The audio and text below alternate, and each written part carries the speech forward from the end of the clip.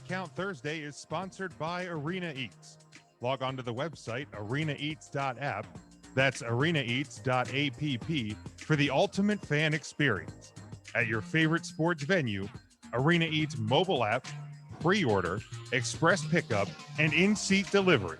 How do you place your order?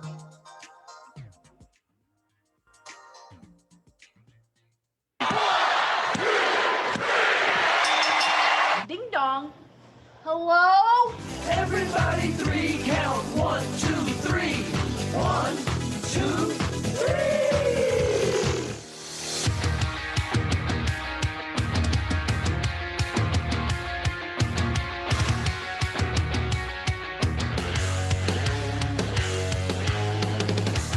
Loaded up with alcohol, more specifically vodka, whiskey, beer, tequila, more beer, more vodka, more whiskey, and more beer. That's right, I'm a Paul Heyman guy. Stupid idiots. I did it for The Rock. I did it for the people.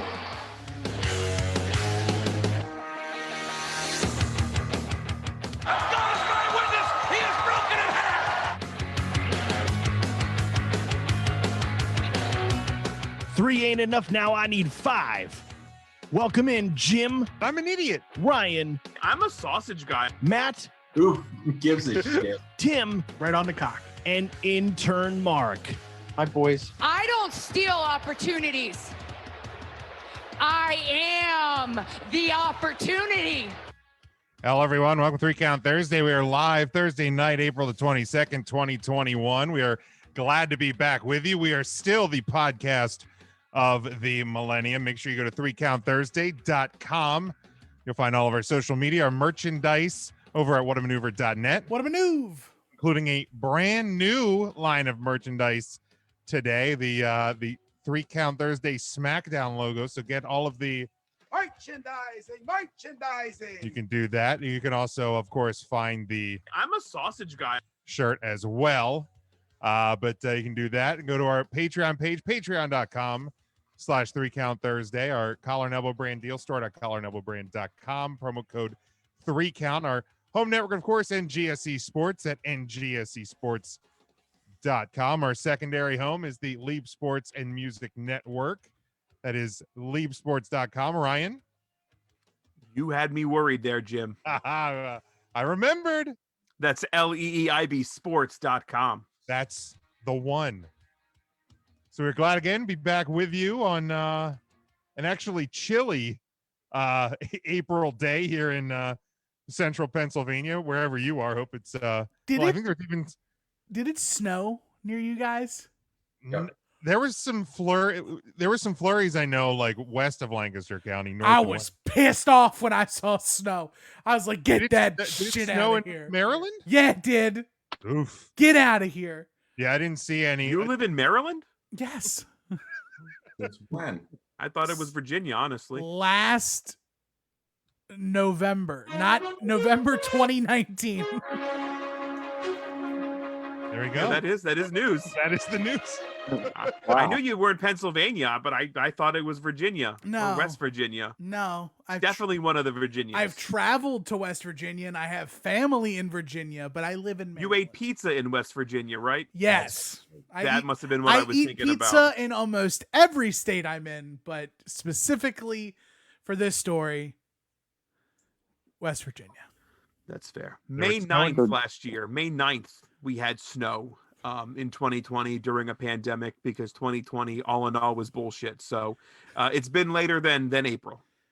Yeah, that feels right. Apparently, it snowed in Pittsburgh today. A couple people here in the Yuck. chat. If you're following along in the live video, give it a like, give it a share. We'd appreciate that.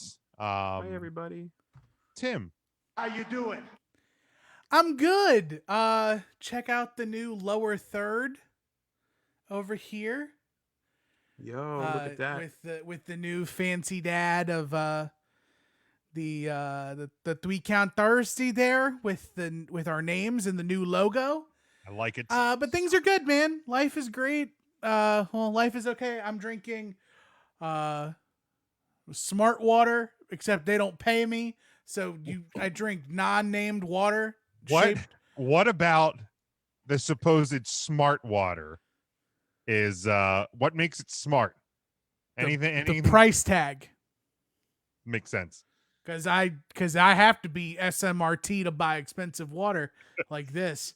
However, if Is I it really from Fiji? It's not from Fiji. That's the square no, bottle, right? and I don't necessarily care for the square bottles, at all. Like Okay. I like this because It's it's very good, but the bottle is very inconvenient to put in can't stuff. put anywhere. No, Yes. So because you have to have a much larger cup holder to put the Yeah. bottle in. Yeah, it's not okay. What's up, Devin, Charlie, Jason, Justin, Chris, Scotty says, "How's the snow on the East Coast?" Well, I didn't get any today, thank God.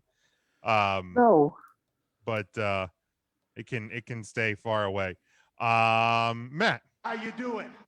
I'm doing well on this Thursday evening. I know normally we save our what do you have to plugs towards the end of the show, but before it all goes to shit as it normally does by hour 2, I do want to make sure I'm taking the time here. A friend of the show, Felicia Rose, is going through some stuff this week. So if you are so inclined, visit her Twitter page. It's at Felicia Rose. She has a link to her GoFundMe account. If you have the means, please donate to her cause. It's a very good one. And show your support to friend of the show, Felicia. And that is how I'm doing. And I'm still on the smoothie kick. So no tea, still smoothies. what's in the smoothie tonight? Tea. Tea. It is banana, strawberry, mango, and kiwi. Sounds pretty tasty. I want to Sounds pretty piggyback really quick off of Matt's thing. Sure, absolutely. If you cannot give, the next best thing is to share. Yes. Be sure to, sometimes, we're still in these troubling times. We get it. There's stuff that's going on. Maybe you can't pull ducats out of your pockets, but a retweet, blah, blah, blah, better, easier for me to say. A retweet is one button press. A like is one press. Like it's very easy to spread the word about that, because who knows, that might get into somebody's eyes that can. So give or share as best as you can. Yeah, I'll jump on it too. Friend of the show, Matt's co-host over at the WizWit Pod, lost his brother this week to cancer, and they have a charity link for Make-A-Wish. It's already exceeded its goal, but it's still going. So if you go to at Game of Ant on Twitter, you can find the link there. Again, if you have the means. If nothing else, like we said, give it a retweet. Get some eyes on it. Our thoughts are, of course, with Ant and his entire family. That's a tough one. There's that's the thing. Like I have friends who've had a really rough week. A friend of mine lost his uncle. There's a lot. There's still a lot of sadness out there, but just reach out and check on your people. That's a good piece of advice to do that. So Felicia, Ant, thinking of you guys, continue. What happened to EC3? Charlie here in the comments said good vibes. He's in the hospital. Oh shit! Yeah, Did not know that. been there for like 5 days or something. Damn. Well, yeah. Obviously. So on his Instagram, you'd have to check it out for sure. All right, I have to take a look at that. That's no good. But get us back on track here. Intern Mark. How you doing? Hi, boys. I'm doing real good. I mean, real good. Can I piggyback off of Jim's piggyback and Matt's piggyback and Tim's piggyback? Is that possible? Absolutely. All right. So if you guys support Felicia Rose, she's a very nice person. So I went out and I bought one of her shirts. And I got to tell you, there it is. I got to tell you, the boys and girls at Roots Market loved it on Tuesday. The Amish couldn't get enough of it. So if you can't donate, or you want to buy a shirt, or she has some other great items up there for grabs, go ahead and help her out. So definitely, we love her. So yeah, you might want to relay that she's got an Amish market, because They have a lot of spare time and disposable income. They could help. They could help. They absolutely could help. If they can raise a barn, they can raise some money. That you better believe it. They can raise some money real quick, especially on a Tuesday. Wow. I just saw this tweet 3 minutes ago. Oh, this is shoot news. Oh God. Different news sound effect. From Triple H. Upon learning of the disrespectful treatment some of our recently released talent received on behalf of the company, we took immediate action. The person responsible for this inconsiderate action has been fired and is no longer with WWE. There it is. This is in Fuck relation you, Vince. to the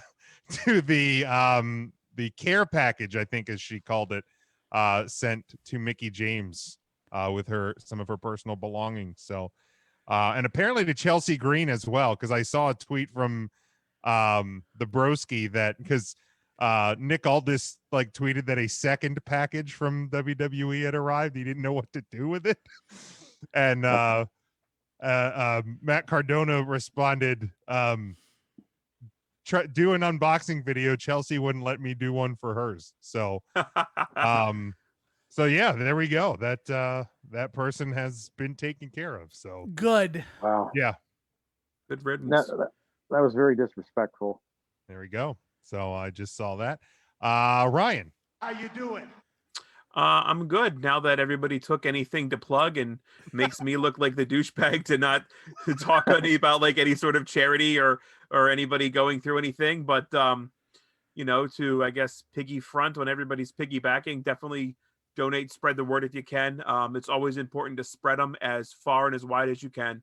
So make sure we're spreading them deep, spreading them wide for Felicia and our boy Ant. I think one of them would agree with your statement. yes. Spread them wide. Like Yes. almost. New shirt as well from the Collar and Elbow. Oh, is that that's like it's like a retro sort of 90s. Yeah, I don't like, normally buy white t-shirts. Spread it but again. We're gonna spread it up. Spread it. very nice. Collar and Elbow. Promo code 3count. I saved myself 10% just by using the code 3count. Pretty That easy easy. stuff. And how often can you save 10%? You can save 10% today, tomorrow, and the day after tomorrow. Next week, next Tuesday, next Thursday.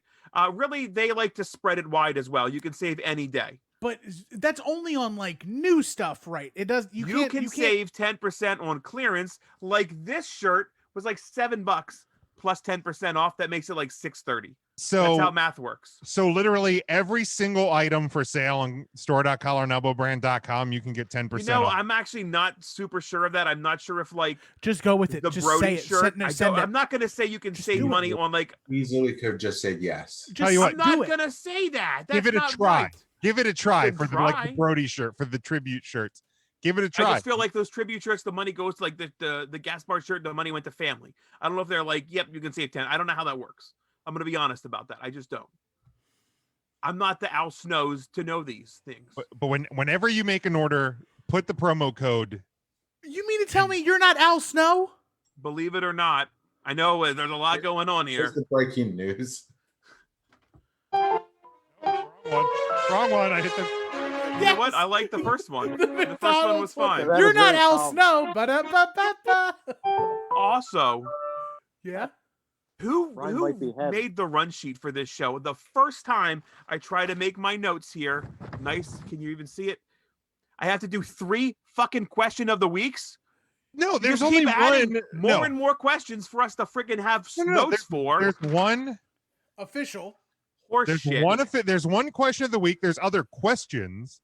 Too many questions. We should just be talking about Charlie, stuff. you DVR Dark Side of the Ring. You watch 3count Thursday, and then you go and you can catch Dark Side without commercials. You're welcome. What do There you you even go. have There's a to life hear hack. Dark Side for? Just watch the pictures they put up on the screen and listen to us. Wait, the new Dark Side of the Ring drops today?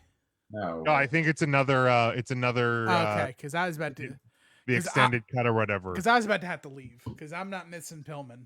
Yeah, I think for real, that that's film beginning of episode's gonna May. Be real good. 2 weeks, I think. On Yeah. a Thursday. I don't think sure. So. Oh, No, I think okay. Wednesday. May 19th. Yeah, check on that one. But I'm doing well. We're all doing well. Good to see that guy at WWE got fired. Okay, Charlie just to say he's busting balls. All right, let's. Hey, Ryan, did you want to plug the banana runts by any chance, or is that No, too that's soon? the worst candy ever. Stupid banana runts. They're hard as hell. They taste like shit. They go right in the trash can. Fake banana. Stupid to say that they are the worst candy ever. They are absolutely the worst candy that you can find in a box of runts. Okay, first They're of all, the worst run. Yes. boxes of runts. Runts in general is a bad candy, but you're choosing the only one that doesn't. Shut up! No, they're not bad candy. The They're sugar good that is, candy. like, scraped off the bottom of a cotton candy machine and put like a little shell. They're all delicious flavors. You have apples, No. and then maybe another apple. I don't know what the green thing is. They There's both look like oranges. apples. Isn't it, the apple's a green apple, right? Is the Okay, red there's not a, there's apple? a there's a oh, maybe it's a strawberry. The strawberry tastes like shit. As does There's the apple. there's a picture of a red owl. Maybe that's an orange. What did the snozzberry? That's an orange. Never mind. I got angered because an orange looked like an apple in the box. The Yes, orange yes. one's the worst. Which one? Orange. No, that's Banana's the worst. banana's the absolute worst. Banana's the only one that doesn't taste like the sugar they scraped out of the bottom of the cotton candy machine. Well, I wish. God, I wish. can't. I wonder if there's banana flavored cotton candy. I'm assuming that would be disgusting too. Oh, that. I that Can could I be get the killed. podcast on some sort of track really quick? Tim, yes. Some- we some go to people we go find to Tim bananas in our, appealing. in our Maryland office. Yes. Dark Side of the Ring season 3 debuts May 6th. May 6th Thursday. is a That's Thursday. Unreal. Uh, Son of No. a bitch! Oh, Spadudios. You hate to see it. 3 Count Yeah, you can Thursday with a just- special 90-minute episode. With We a- could bang one out in 90 minutes. You With, could just watch them on demand, right? Yeah, Just DVR them like an adult. but Vice Well, if Vice you don't, is my Superbox doesn't record. What am I going to do? you'll be fine. Get cable. Try that. Listen to the Spanish version that starts at 10.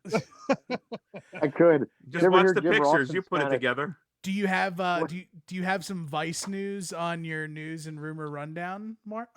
Big I Jim? do not. What MLW? When is that? It's just sometime It's spring summer. Yeah, but MLW is joining the Wrestling Wars on cable.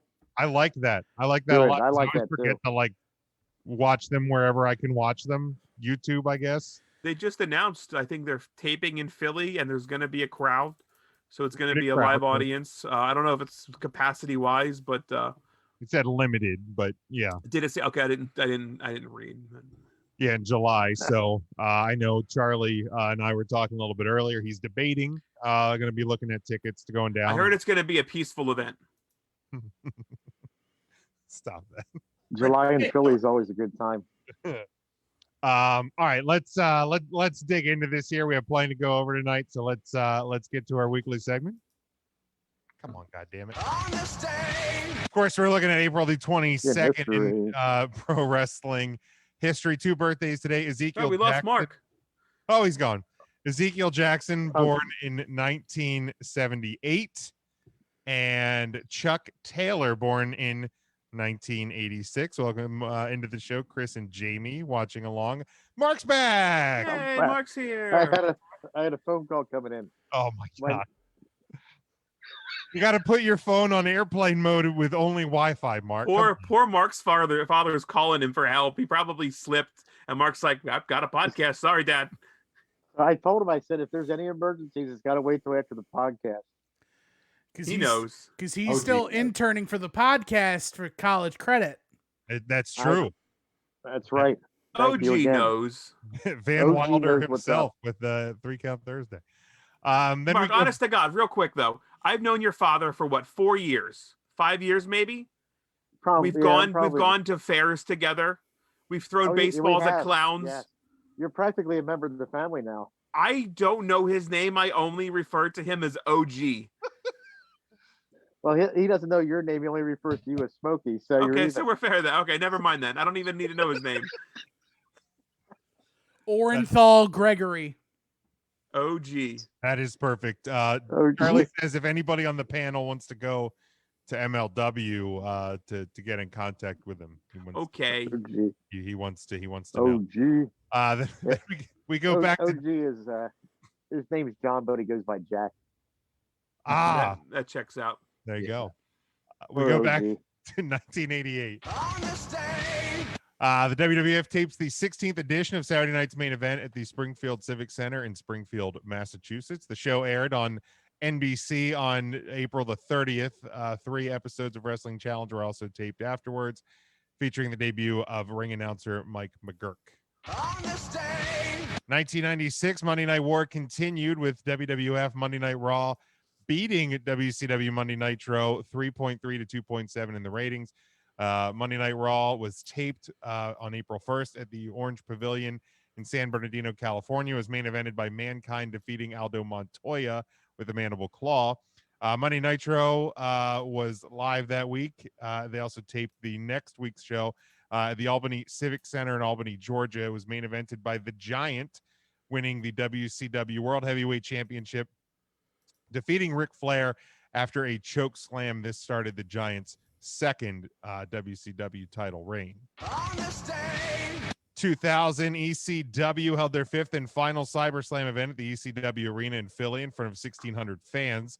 The show featured 9 matches, and Just Incredible defeated Tommy Dreamer to win the ECW World Heavyweight Championship for the first time in the main event.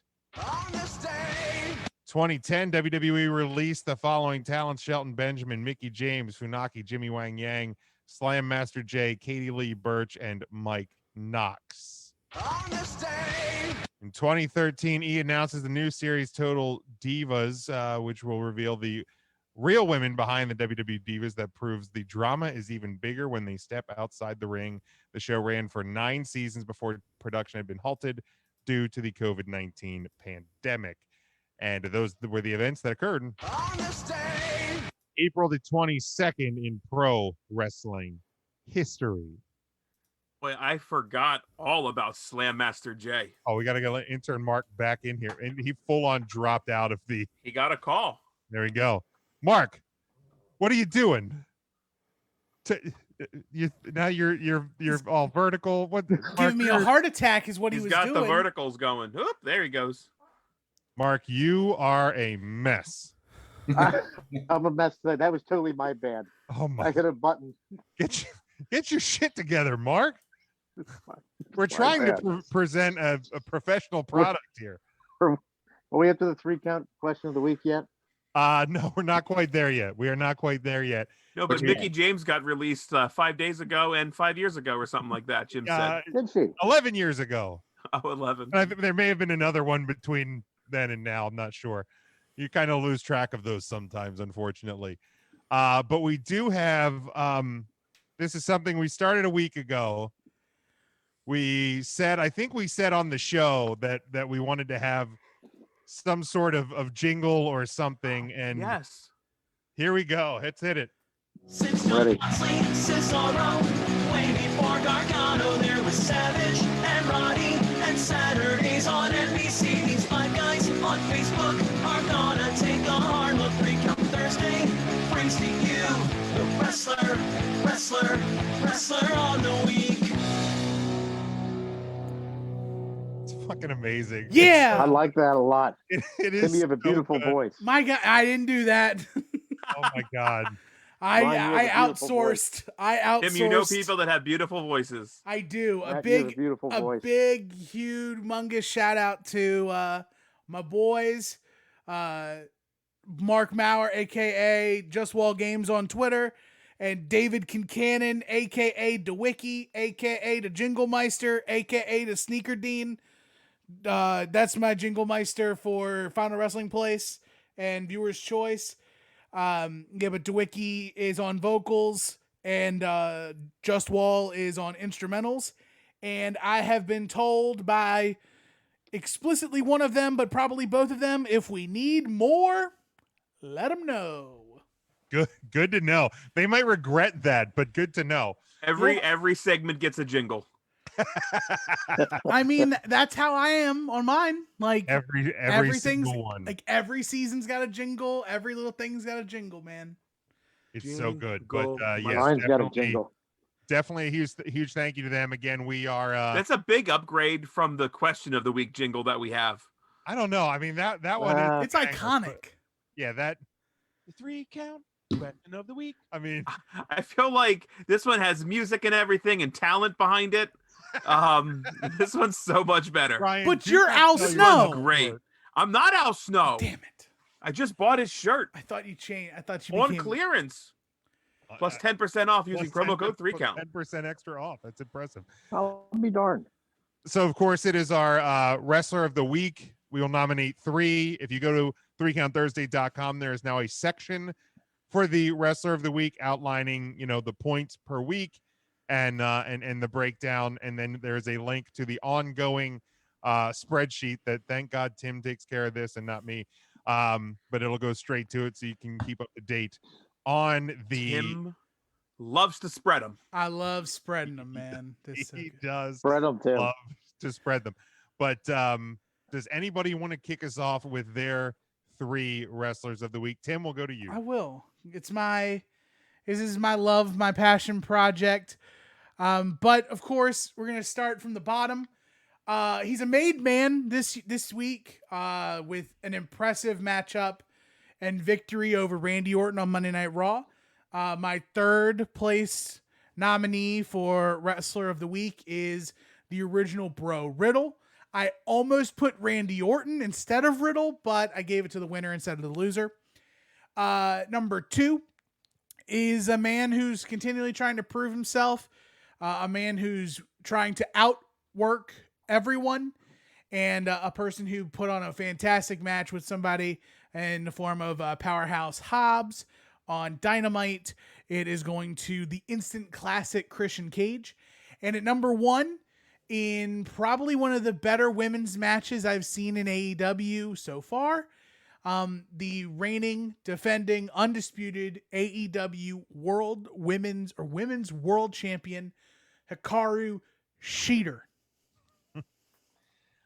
Solid list, Tim. Anybody want to go next? Tim, that's great. I think you have a great call with that. Was probably one of the best. Ty Conti has improved so much since her post NXT days to where she, was at yesterday. That's I can't argue with that. It's a great list. I guess I can go next if I'm talking. Sure, go ahead. Matter. Go ahead, Smokey. You know what, Matt? Go ahead. You're right. None of us can go. All right, I will go then. Well, I thought that's what we said we were doing. In the 3rd spot this week, I have Kevin Owens. I just kind of felt like it should go to someone who won a match. Kind of a toss-up for me with the number 3 spot, just because we don't have the highs of the WrestleMania week and everything. Number 2, I thought O'Reilly had a solid match on NXT. One of the better finishing matches to a show, only to be outshined for the number 1 honors, similar to Tim's, Shida.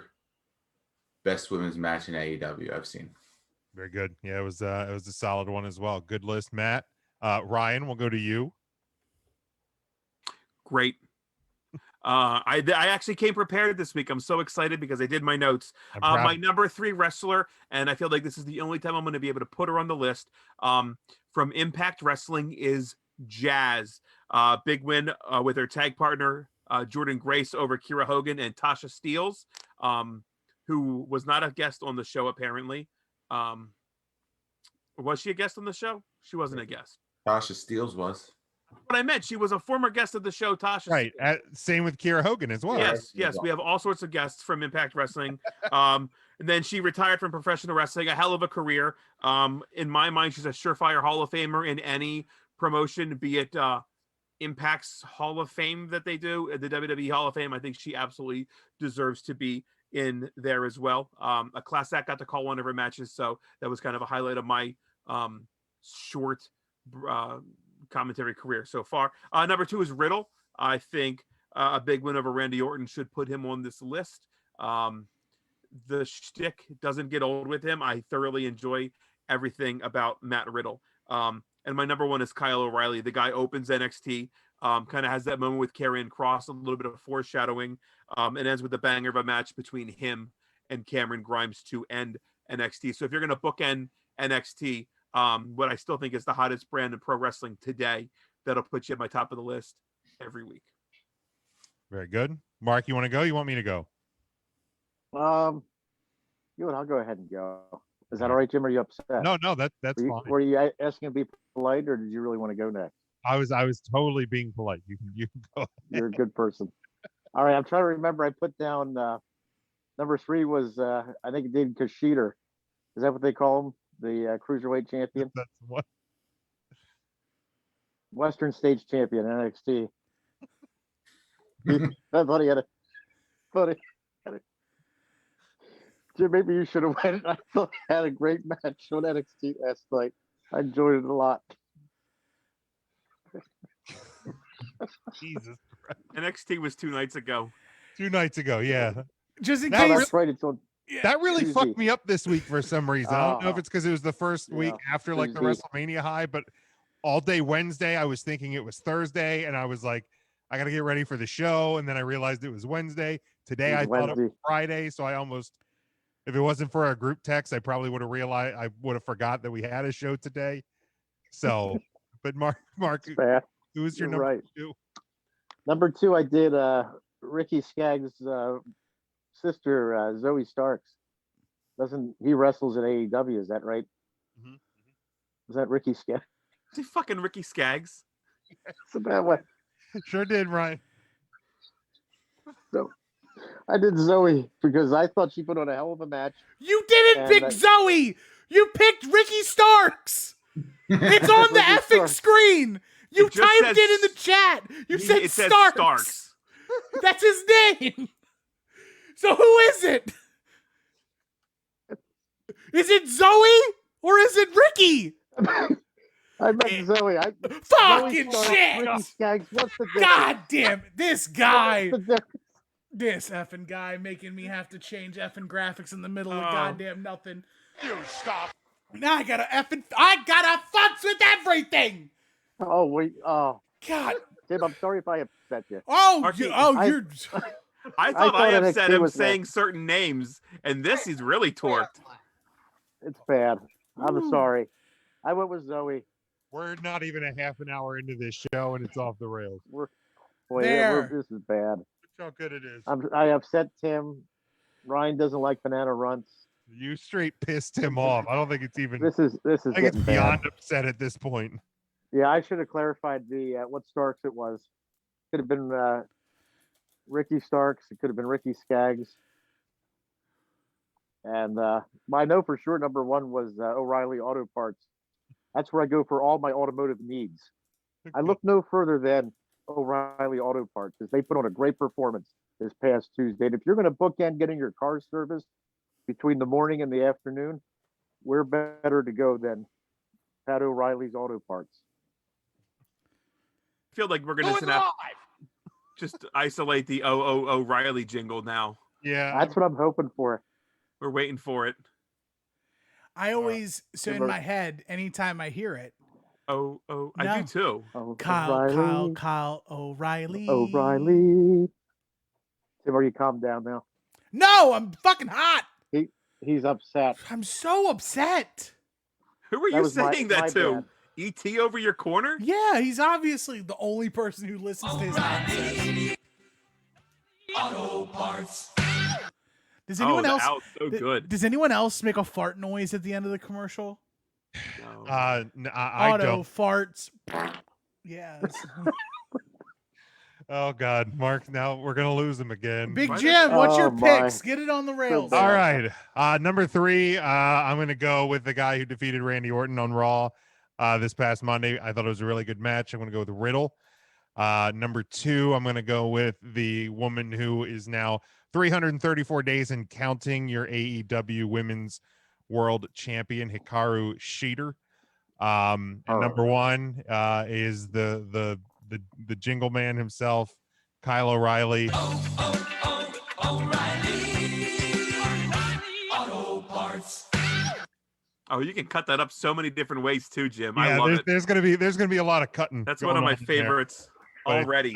It's definitely it'll be on the board by next week for sure.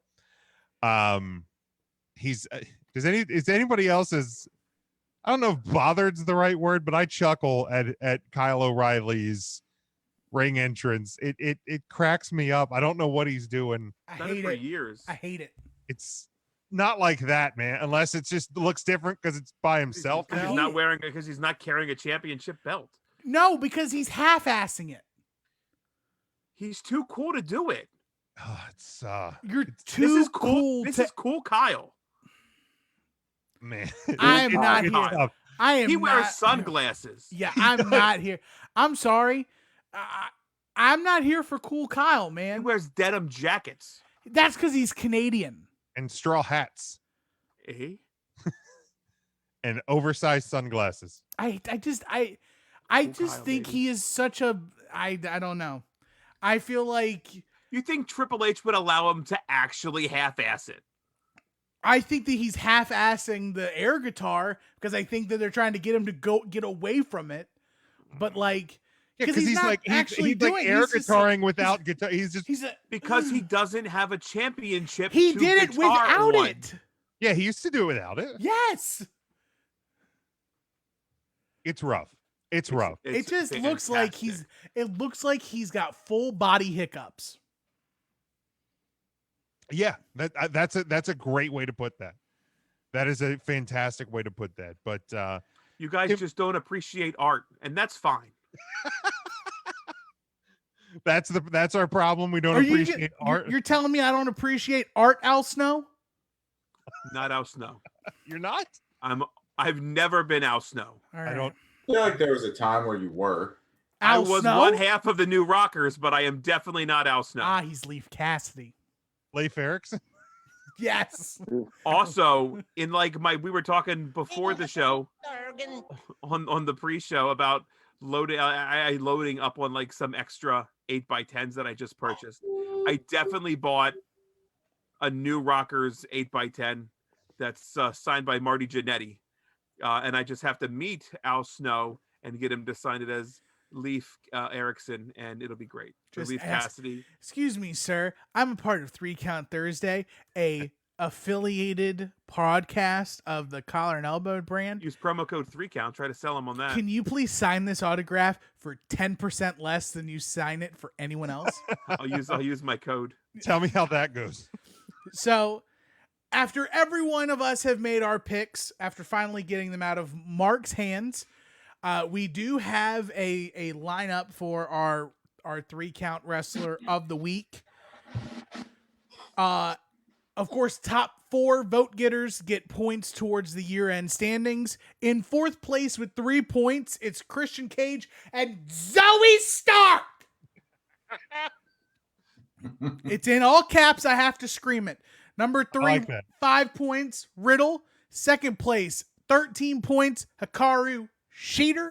Her. And number 1 for the week, earning top billing, is Kyle O'Reilly.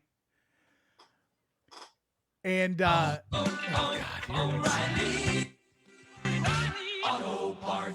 should probably just keep that screen open. I Yeah. just want to hear the Oh, ow. don't play it again. Yes, play it again.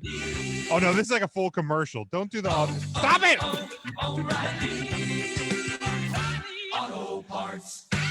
I talked too much shit about Cool Kyle, and now he's taking over the podcast. You done did it. I did it. How's Kyle's mom? She's got it Anybody going know on. I heard she was a little bit heavy she's a and bitch. unfriendly. She's a bitch. That's it. But our Wrestler of the Year standings through 2 weeks, we're going to try to keep a top 10 as things progress. But top billing right now, if it all ended today, the trophy would be split in half. Half would go to Bianca Belair, and half would go to Cool Kyle.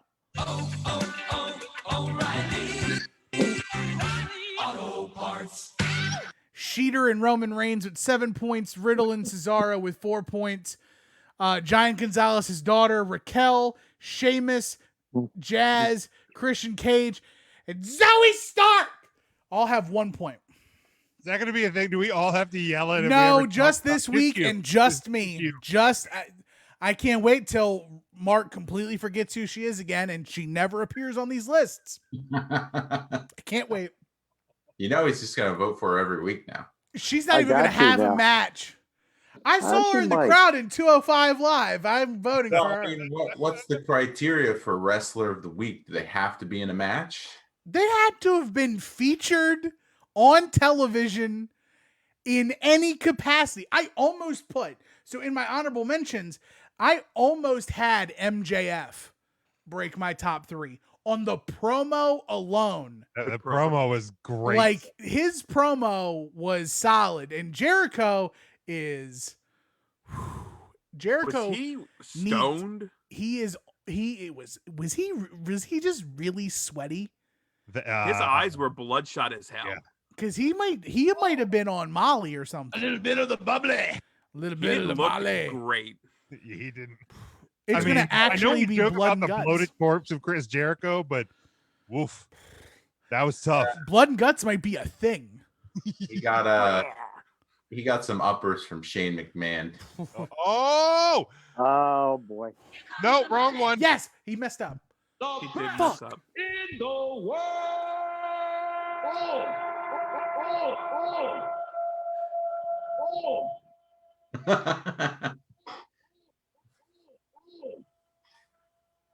Play that Kyle O'Reilly part over the Shane McMahon for me.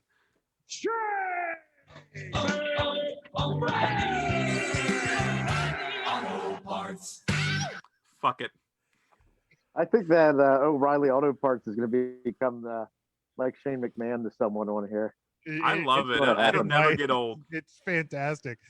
I don't know if they're gonna want me saying the F word over that all the time.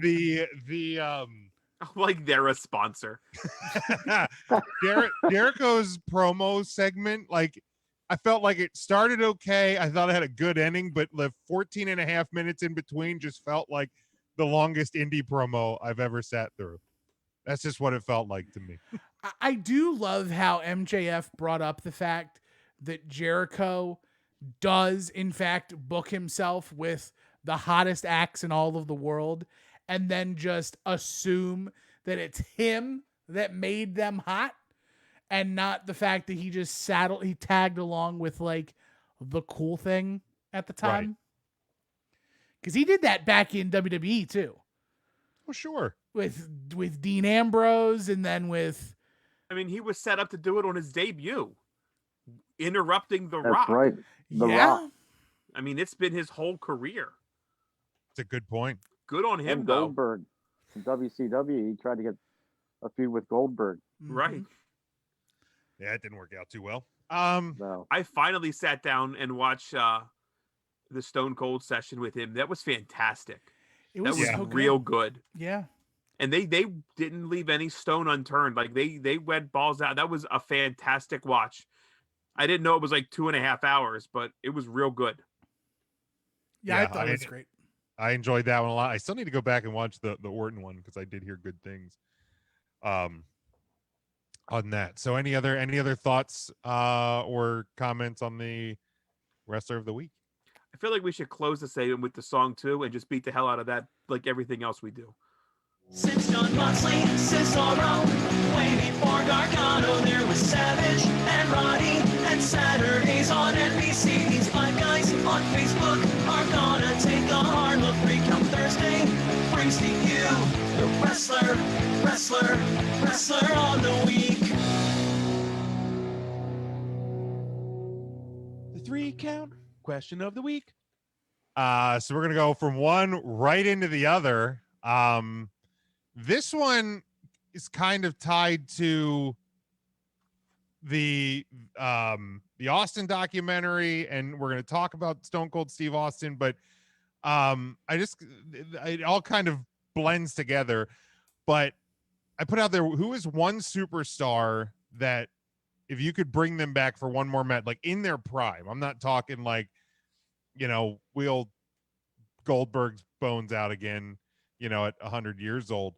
But if you have a superstar in their prime that you could bring back for one match, who would that be? And maybe even who it would be against. But does anybody want to kick us off? Well, this is where I put Shane McMahon down, but since we already did the sounder, I'll skip over that. I have to come up with a new one now. When the fuck was Shane McMahon ever in his prime? Like, get out of here. Oh, I mean, he's in his prime sweat years. 02, 2000, 03. 2001. He The was the match European champion. with Kurt Angle was real good. And Steve His feud with Blackman. Kane was real good. His stuff with X-Pac. Blackman was solid. He just fell off of a bunch of high stuff. His feud with X-Pac at WrestleMania was just phenomenal stuff. That was big. Yeah, that You're was a heel, 99. Matt. He's in That's a prime heel. sweat years now, but I know that.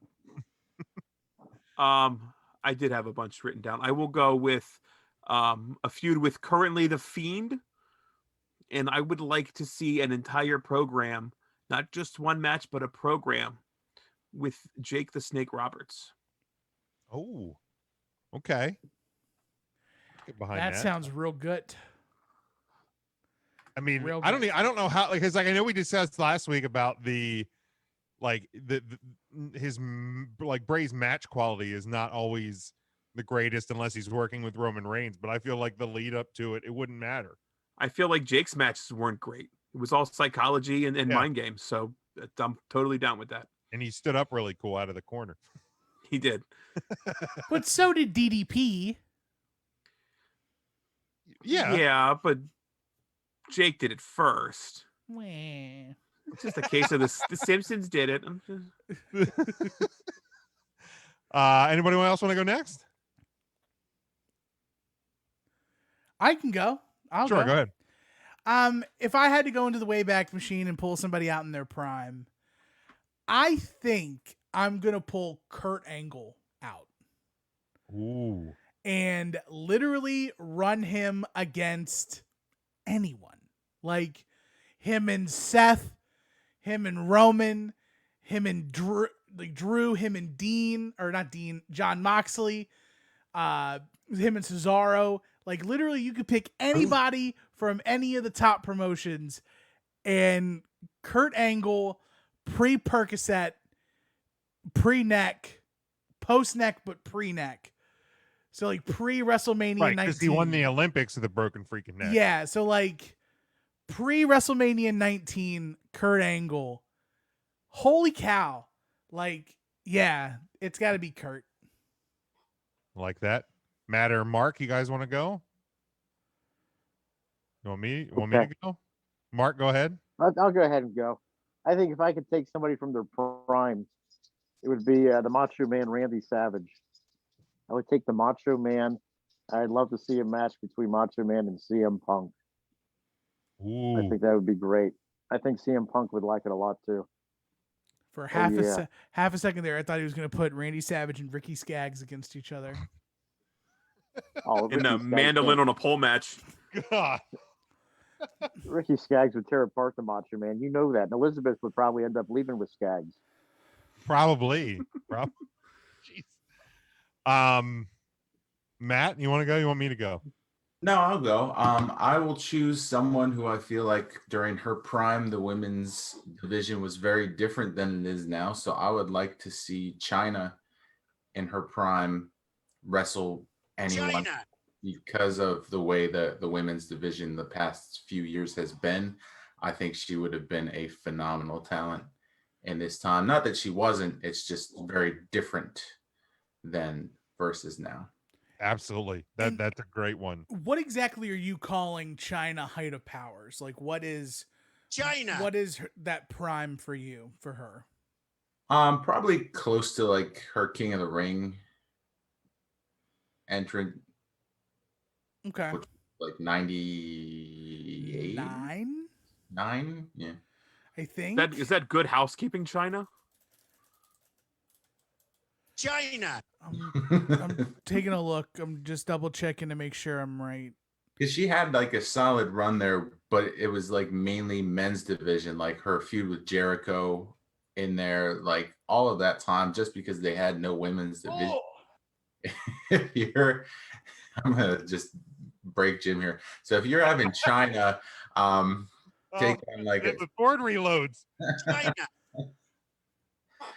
I mean, if she has a strong women's division, I think that she carries that, and we probably don't even see like a true Divas belt at that point.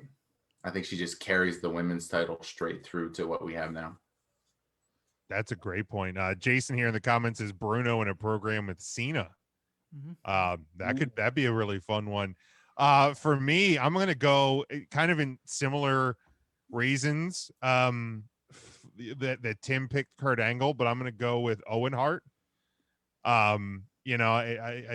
touched on it on the Dark Side of the Ring episode, how and on other documentaries about him, that he was a year or so from like the Radicals coming in and kind of this shift in the division, and like the wrestling style and some of the work that Owen could have done with some of the superstars that were yet to come into the WWF at the time.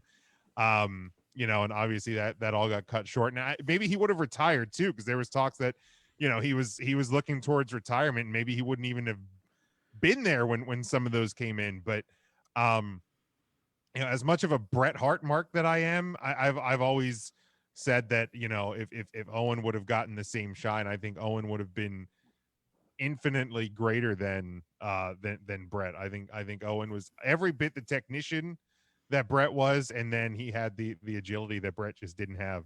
So Owen Hart in his prime would have been my number one there. Yeah, Owen's a slam dunk, just because in his time in '98, prior to his death, he's like in there with like his matches with Shamrock are really good.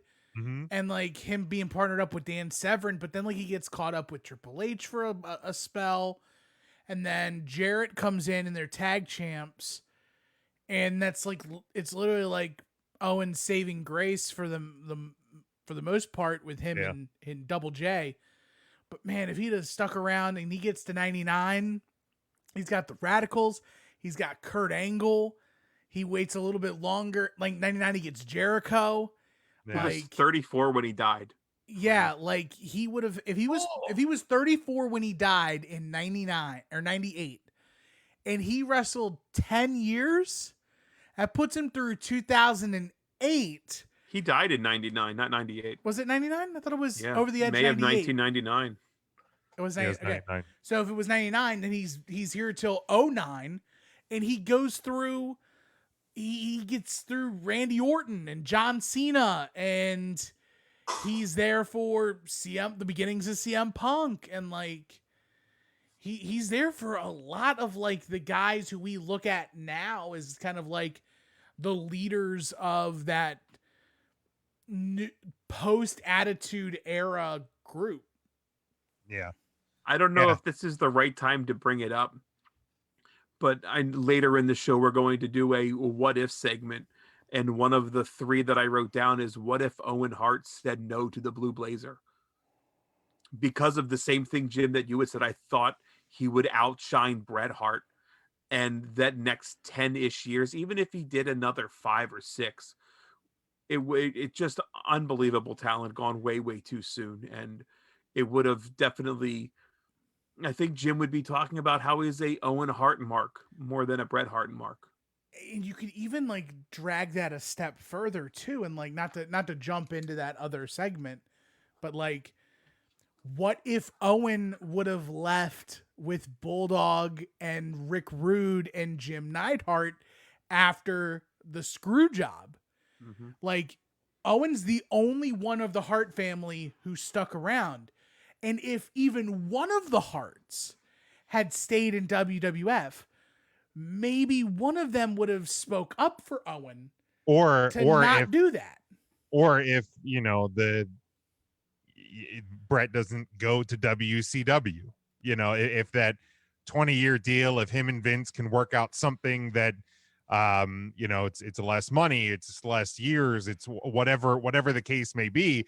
But if that relationship doesn't break down, then I think that's even a much bigger what could have been, what if, because I can't wait for this segment. I feel like we could do a what if segment every week and bring different things to the table. I want to just jump into it and just right now spiral and then just take large chunks of the podcast just playing what if. Well, let's close out, because like I said, I'm not trying to force it. I'm just saying I didn't want to have this conversation about Owen and then have it again in 30 minutes. Organic and it happened, but like in terms of like superstars in their prime, and talking about those what ifs, and it's tied to Owen Hart as well, unfortunately, is Stone Cold Steve Austin, had the neck injury, and that cut down his career. There's no way to deny that it cut down his career, because like, I mean, that Austin time was so short. And like, as I'm watching the documentary, and they're talking about merchandising, and they're talking about all the different things merchandising that the crowd pops, and even to this day when we hear the glass chatter, I mean, it's there's nothing like it. So it kind of got my brain going, like, and I've had a discussion with Ernest from the Take 3 Wrestling podcast about this, and I always think the answer is yes. Is Stone Cold Steve Austin the biggest superstar in, I mean, not just WWE history, obviously WWE, but in pro wrestling history? Like, is he the number one? Like, we've always talked about Hogan. We've always, there's always some that are up near the top, but in terms of just maybe just in that wrestling capsule, because we can look at The Rock, and we can, the people that maybe have broken out of the wrestling bubble that have become, mainstream names elsewhere. But in terms of the wrestling business, is Austin the number one superstar ever? I feel like he is, because I feel like, to this day, and obviously, the things that Terry has done has diminished what Hulk Hogan is to, in 2021. And I know of like The Rock's music hit, but even there was times when the Rock shine didn't work for Roman Reigns. Like, I feel like there's not a situation where if Austin comes out and kind of gives that endorsement to somebody, that it's not going to work. I feel like Austin's the one that kind of changed everything. And he kind of, they said it on the A&E documentary, which if you haven't watched that, my God, it is so good. But he kind of pulled the WWF up and saved them practically. So, and whoever wants to jump in, but is Austin the biggest superstar in wrestling history? Absolutely. Bar none. At the height of wrestling popularity, there stood two, maybe three men: Goldberg for WCW, Stone Cold Steve Austin, and The Rock for the WWE. And in my mind, you can look at, from the moment that glass shatters, the pop that he received, it will never be matched. Wrestling, I don't think, will ever be as popular as it was back in the, I mean, we were in high school. We're high school age. High school, yeah. And The Rock and Stone Cold, and we're going to school, and people we never knew as wrestling fans are wearing wrestling shirts. You go to Walmart, you find wrestling t-shirts. You go to the flea markets and Roots and the Green Dragons, you find wrestling shirts. They were everywhere. And they were Stone Cold Steve Austin shirts. DX shirts, yeah, but they were Stone Cold shirts. Middle fingers in the air. You'd go to the show, you'd have the 7-year-old in front of you giving the middle fingers. If they don't give the middle finger, the mom's telling them to do it. I'm sure from Lebanon County, making them stick the middle finger. Lebanon County. For sure, Lebanon County. For sure, Lebanon County. Erie County as well. Yeah, well, yeah, that's true. There are some... Any of the outliers around here. Yeah, sure. Definitely teaching their kids. Dude, Lebanon, there will never be... Lebanon or North and West from Lebanon. There will never be anybody more popular in wrestling than Stone Cold Steve Austin. Obviously, we'll go around, but like you hit on the second part of my question, and I agree with you. I don't think it ever, like, can anyone or anything ever get near that level? And I don't think it ever will. I really don't. I mean, the only other thing, again, I can think of, and it really goes back to like that initial pop, is the opening bars to like Real American in the 80s. Bop, bop, Hulk Hogan, pop. Sure. That glass shatter, man, that fucking changed the game. Yeah. Everybody knew business was about to pick up once that glass shattered, and it was balls to the wall. Just everything about it. Like, I can visualize the signs, just the crowd. What a special time in wrestling. We're never going to get it again. For sure. Tim, Matt, Mark, thoughts? I'm going to say it's not Austin. I'm gonna, and I hate to give the devil his due, but redacted. For the simple fact that Joey Ryan? no, not him. Oh. No. HH brother. Oh. The Thermos Man. There's just so many redacteds in wrestling anymore. I was gonna say it's hard to keep track. I know, it's tough, and that's a shame. But no, to me, it's Hogan. For the simple fact that at least with Austin, to your point, there were other factors at play during Austin's rise. What? That made wrestling big again. What? Because during the same time that you got that going on, Austin 316 takes place, what? June of 96? The NWO forms in June of 96. So at the same time, you've got the NWO and Austin 316 at the same time. And like both boats racing at the same time. They're chasing each other, but Austin doesn't get to the superstardom until what? Royal Rumble 97, maybe? So it takes him and winning the title.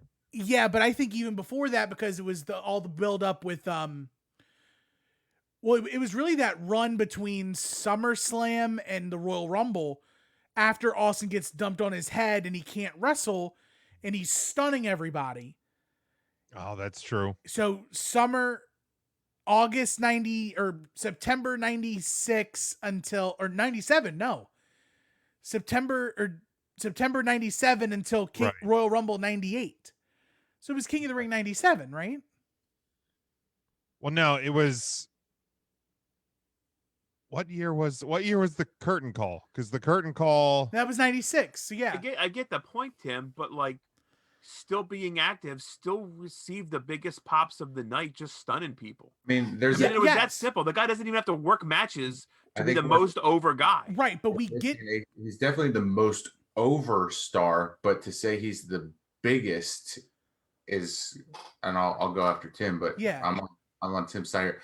I think we're saying that Stone Cold is super over and always will be, and I think that's true. Probably the most over, especially with what's happened. But to say the biggest, I think, kind of downplays how important Hulk was and discredits a lot of what was going on during Stone Cold's time. And Hulk, and the point being is that Hulk was the star that raised everyone else up to him. It was Hulkamania and rock and wrestling. It wasn't like everything else happening at the same time. Austin 316 doesn't get to where it is unless he feuds with Bret Hart. And then like the feud with Bret, Survivor Series 96 through King of the Ring, or through WrestleMania. And then after that, Bret's got to get screwed at SummerSlam 90 or at Survivor Series 97 for Vince McMahon to even hitch his wagon to that. During that year and a half time between the birth of Austin 316 and the peak of Stone Cold Steve Austin, so many other things have happened in wrestling, because you've also got DX that springs up at the same time. The Rock debuts. Goldberg is on the cusp of showing up, because he shows up in end of 97, beginning of 98.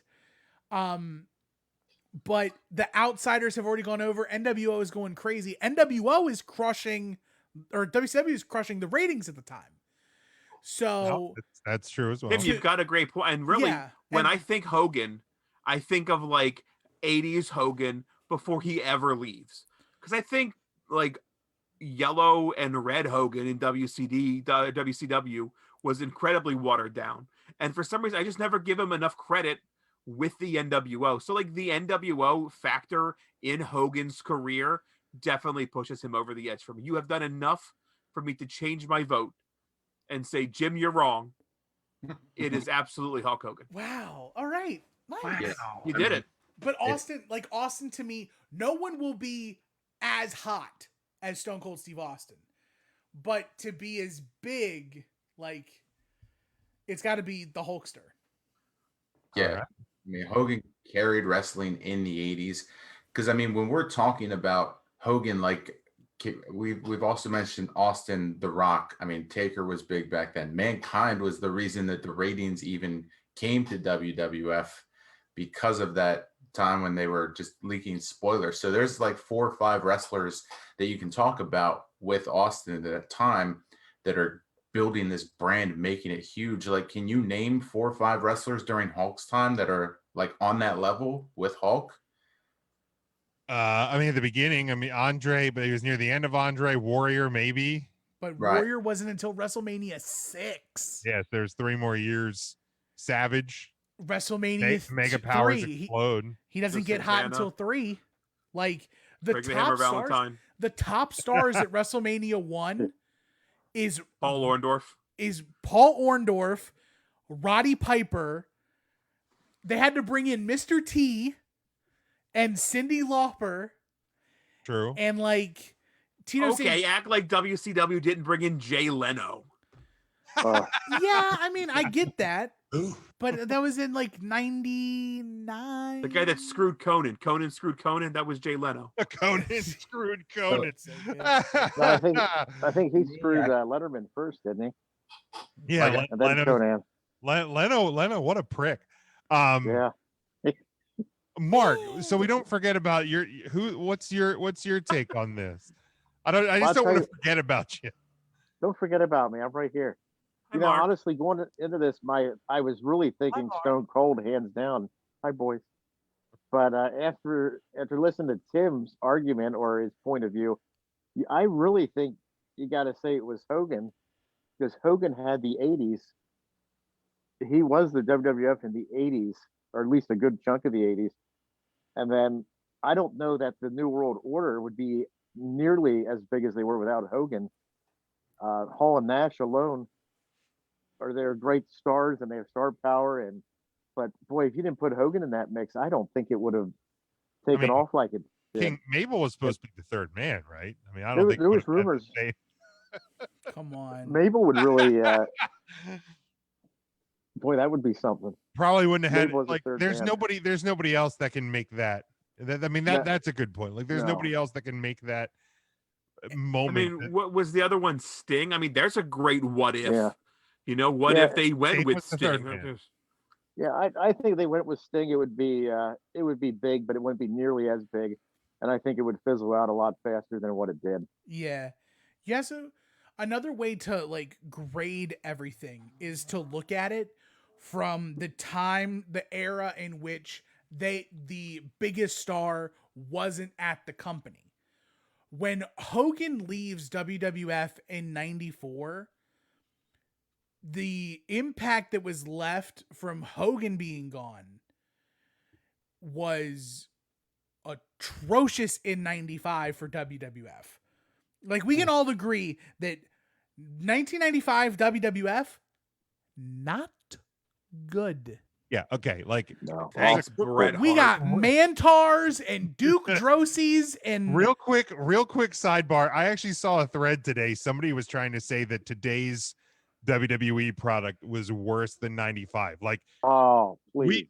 we can have a debate on another week of historically where this period, the dot over the I and the Jeremy Bearimy leaves WWE and Monday Night Raw historically in terms of quality. But I challenge anybody that has that opinion to go back. I don't know if those 1995 TV shows have made it onto the cock yet, but if they have, I challenge you to go back and watch them and realize how wrong you are.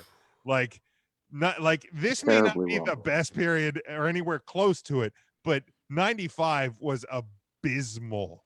It was so bad. Oh, Anyway, it was. back to your point, Tim. But so when Hogan leaves in 94, nobody else left with him, and the depression that takes place in the WWF through 95, the rest of 94 into 95, there's a lot of reloading. But when Austin leaves, so many other people, like The Rock leaves a year later. Hogan's back, but not really. Kurt Angle's not as hot as he was. Triple H is he's on the incline, but like they're reloading for Evolution at that point. But you don't think the WWE learned from that depression when Hogan left to never be put in that situation again and always have guys on the bench to take that spot as soon as number one leaves? Yeah, You can't necessarily praise Hogan for the gap that he left, that the WWE didn't have anybody to plug in there, that all they had was Aldo Montoya. Like, that's not a kudos to Hogan. That's just bad business. I'm not even saying it's a kudos to Hogan. It's showing the wake, Polanco. the wake that Hogan left for the exact same reason. A lot of people think that like WWF 2000 or WWE 2005, 2006, not good, and they had stars there in 95 and 96. Shawn Michaels had come back from back injury. Like, they had all these people, and a lot of people had Batista, so it's not almost height of powers Batista too. But it's like scrubs are gonna scrub. But they also had John Cena, and they had the Undertaker and everybody else. But my only like real defense for Austin as the number one is like, and I'm great points on Hulk Hogan, things I didn't necessarily take into consideration, but like Hogan had, you know, the 80s, most of the 90s, he goes to WCW, like, you know, he was there and established for the better part of, you know, 15, 20 years that he wrestled. And it was this huge resume. Like, if you look at Stone Cold Steve Austin, and I, like, to me, that's like the key point of it. Cause yes, Steve Austin worked Hollywood Blondes, and he worked, you know, in ECW a bit, and he was the ringmaster in WWF. But like the time period of Stone Cold Steve Austin is an active, like, wrestler, very short, you know, featured player on WWE TV, a short period of time, if we're really talking about it, and is still, you know, he sold the most t-shirts of all times. You know, he still gets that pop to this day. And I understand, like, you know, there's things outside the world of wrestling that have impacted what happens with Terry when you know, when that music hits. But like, when I'm looking at everything, you know, if you asked this question 2 years ago, then maybe I do lean a little bit into Hogan, because, or whenever, I don't remember when the tape and the lawsuit and all that. It wasn't a year before the pandemic started. Time is completely irrelevant in Big Jim's world at this point right now. But like, if you go pre, you know, when the tape and all of that stuff comes out on Hogan, then maybe I'm leaning into that a little bit more. But to me, and I mean, I know Austin hasn't had the best past either, but to me, you know, that glass shatters today. It's at WrestleMania, which we're probably going to get at WrestleMania Dallas, I would imagine. When that glass shatters, there's not going to be booze in that crowd. Yeah, I take that into consideration as well.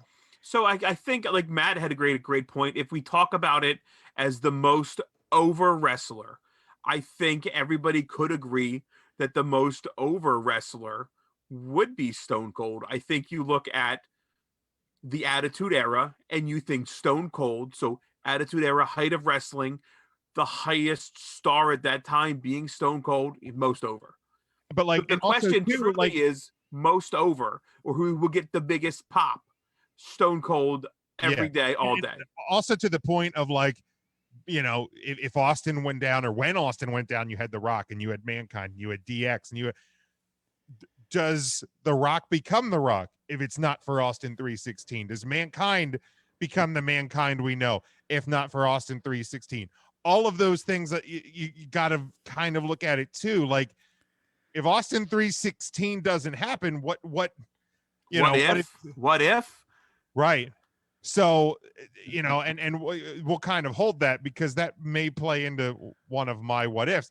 But like, I just, to me, I think a lot of the things that softened the blow when Austin got hurt and when Austin went away were because of Austin 316. So you mentioned like the shirt sales for Austin. Austin was selling Hogan level shirts at a time in which wrestling shirts were popular.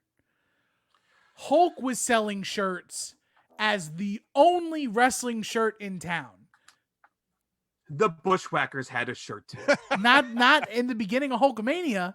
Let's talk about Did, shirts real quick, Tim, and yeah. talk about the best-selling shirt that you have on your body right now. Not only is it the best shirt, What a beaut.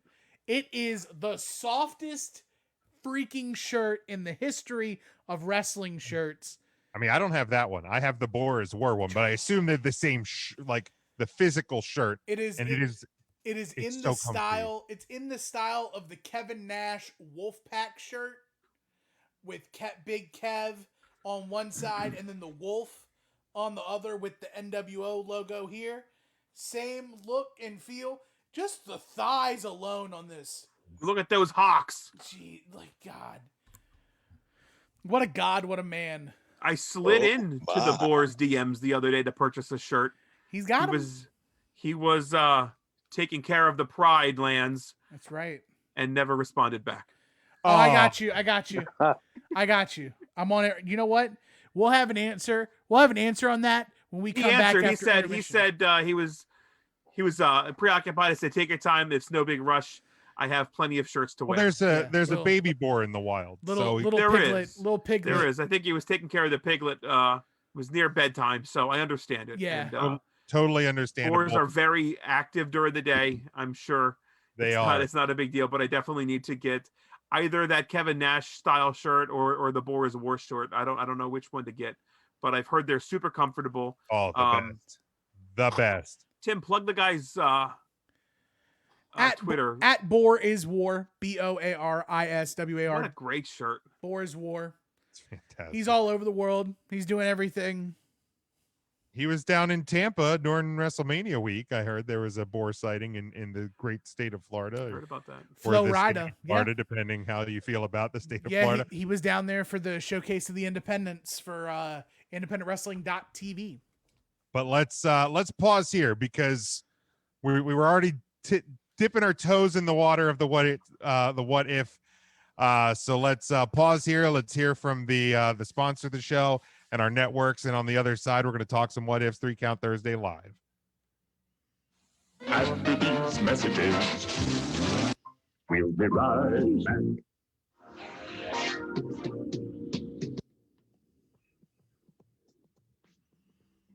3 Count Thursday is sponsored by Arena Eats. Log on to the website, arenaeats.app. That's arenaeats.app for the ultimate fan experience. At your favorite sports venue, Arena Eats mobile app, pre-order, express pickup, and in-seat delivery. How do you place your order?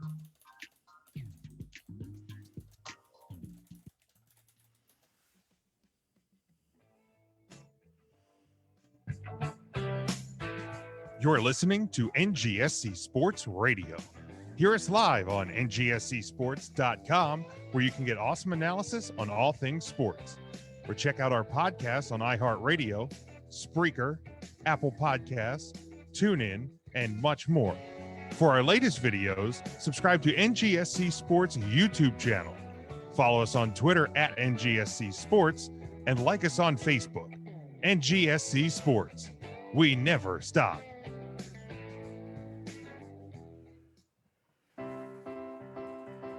Are you looking for a place to listen to your favorite music and sports?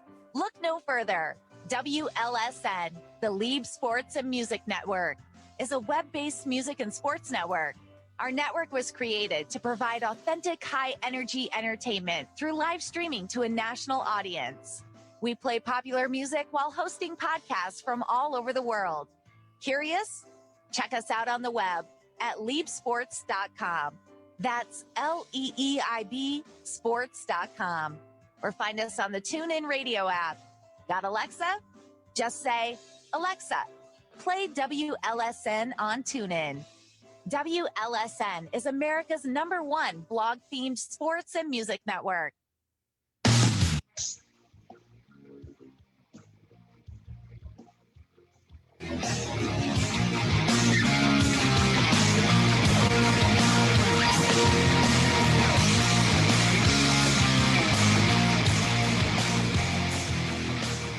Welcome back, 3 Count Thursday live, April the 22nd, 2021.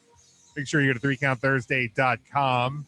Ooh, Tim, I like the little swirly, spinny transition there. That was really nice. I like that. But make sure you go to 3countthursday.com. Find all of our social media links, our merchandise, all of the YouTube links and everything else. Make sure you subscribe on all podcatchers, Apple Podcasts, Google Play, Stitcher, Spotify, Amazon Music. Anywhere you can find podcasts, you'll be able to find us. Appreciate that.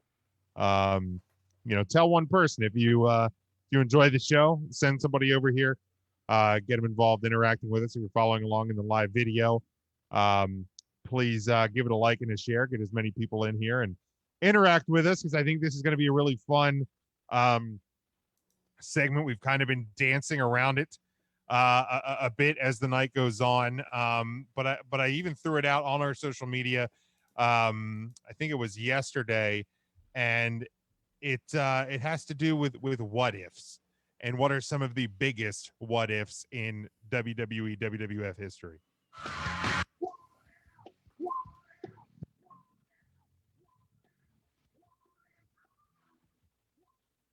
Is there anybody that wants to kick us off to start the list here? Yes, Ryan. I have 3, so I can give 1. Okay. What's your first? Oh shit, I wasn't ready for that. Hit me again. Chris Jericho never left to go to Japan. Oh. Ooh. From the Stone Cold sessions, do we have an AEW? Is there enough star power with the Rhodes and the Bucks and not Chris Jericho for Tony Khan to pull the trigger with AEW? That is an excellent effing question. Man, I feel like I hit fucking dingers with my what ifs. That's a strong one to come out of the gate, Especially with the current landscape. Yeah. Wow. So if he just stayed in WWE, made lists. He just You just made the list. If he just kept doing that and did something, every so often did something new. Wow. I mean, the dominoes of all of that. Do we ever see NXT even on USA to combat Dynamite? I mean, it opens a whole forbidden door. So what I think it does is it just like delays things. It like pushes it back. I would say like the Bucks and Cody and whatever extend for another year and really try to because you also have to think Mox's contract still comes up. Okay. The year later. What does that do to Ring of Honor though? I mean, Cody, ROH with another year. Right. Like, what does that really do to what does Japan look like with the Bucks and Cody doing double shots back and forth? And Kenny and it's wild.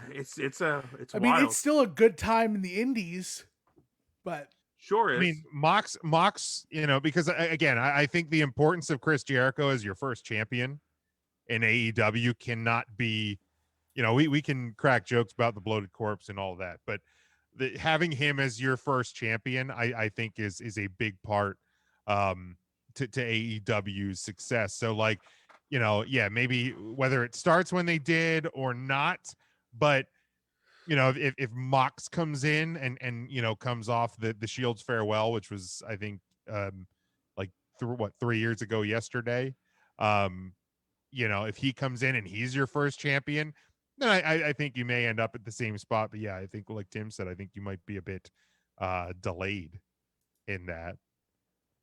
Any other thoughts on that? That's a good one to start us off, Ryan. All right. Okay, Barry Horowitz. Who wants to go next? Well, if it's just all right, Matt, what do you got? No, I was saying it was just all right. I was saying all right, like Ryan can stop patting himself on the back. All right. What if Sasha Banks never got into wrestling? You don't sound like that. That's not at all what you sound like. That was a really bad impression. I should have done better. I'm sorry. Wow. I expect more out of your impressions of me. Moving forward. That's fair. That's fair. That would be my notes. What if Sasha Banks never got involved in wrestling? No. Mine was going to be, what if Mankind never takes the toss off the top of the cell? Do we get like as into the hardcore scene as we did following that if he just kind of has the generic match? Other spots are made, but nothing that extreme, because that was kind of the birth of a lot of extreme wrestling beyond that. Do we, we probably still see it on the indies, but does it become as commonplace as it then was during the time of the TLC matches? That's an excellent question too. That's a I great don't know if we do, because like that, I don't know if WWE would have made that turn if you don't see a guy thrown off a cage and thrown down through the cage, and what's probably the as hard as it is to believe, the sicker bump of that of that show, and when it's somebody as high profile as the Undertaker in that spot too. Like, I mean, obviously it's a huge part of it's Mankind, because you have to be crazy enough to throw me off the top of the cage. But yeah, I mean, we might not. And do we get that really even ushered the era of Attitude as well? Like, there was so many the dominoes hardcore that title wasn't fell. a thing yet, right? What was the hardcore title came after that? I literally just looked it up because I thought that Matt might have been off on dates, but he's not. I don't know if we get the hardcore title. The hardcore title comes out in November of the same year. Wow. Probably a reaction to that. Yeah. So, I mean, that's crazy to think. Like, I was like, no. I mean, I feel like Shane eventually takes a bump off of something stupid, but by then it's too late. Here comes the money.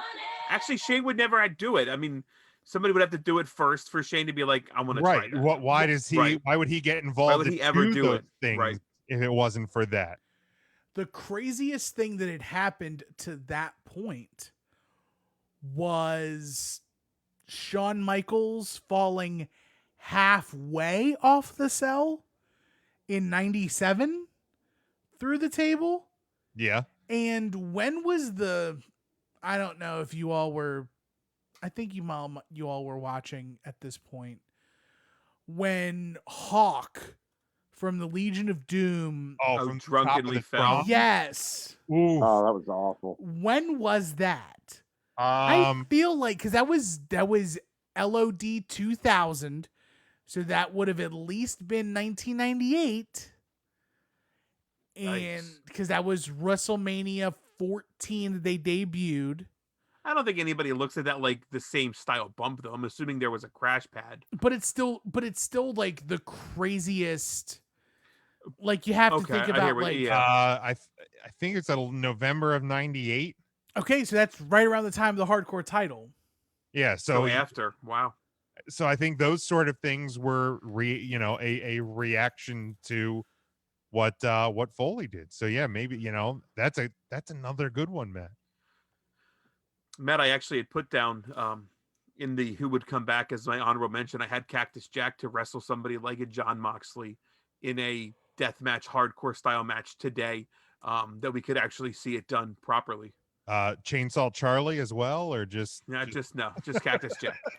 Just Cactus. I mean, even Mankind and that incarnation of Mankind when he wrestled would have been fine, but the Mick Foley character. That the Forgotten Treasures or Buried Treasures or whatever, the A&E, that was a great watch as well, with Foley this past week, and I don't know how many episodes of that are coming, but A&E and WWE are hitting it out of the park on Sunday night. What were they searching for with Mick Foley? His tooth, or part of his ear? During the Austin documentary, my wife goes, "Does he not have an ear?" And I was like, No ear, ripped off. But did you watch? You can just say ripped off like it's not ripped off. It was ripped off. Did you not watch it, Ryan? I didn't. No. So they looked for the original Cactus Jack flannel. Oh wow. They looked for the original Mankind shirt. Okay. And they looked for an original Mr. Sacco. Oh wow. Yeah, that was a fun watch for sure. Who did they say was next week? Shit, who did they say? I forget. That was like 4 days ago, Tim. I can't be. I know. That's fair. Um, Mark, do you get that on your super box? I did. It was in French, but I watched it anyway. Good. Oui. Mark or Foley's Tim, a million. do you guys want to laugh hit in French? hit a what if next? You want me to? I'll give you a what if. What if Mark went back to having cable? No, I'm kidding. That's never going to happen. What if Eric Bischoff's group were able to buy WCW? Oh, Now, wouldn't that be something? Because they had a deal on the table. They had a deal, and from what Bischoff says, it was a done deal. I guess it wasn't quite signed, obviously, but it was 99% done. And Vince came in and stole it. Well, maybe not stole it, but he Mark, got that the deal, obviously. that was on my list as one of my three. I worded it as, what if the WCW deal stayed on TNT? Because I think that's why Bischoff pulled out, was that it didn't have a TV deal attached to it anymore. He was And still just searching. buying. He was He still just trying buying to like get the TV right, deal. right. He was just buying the library and the rings and shit.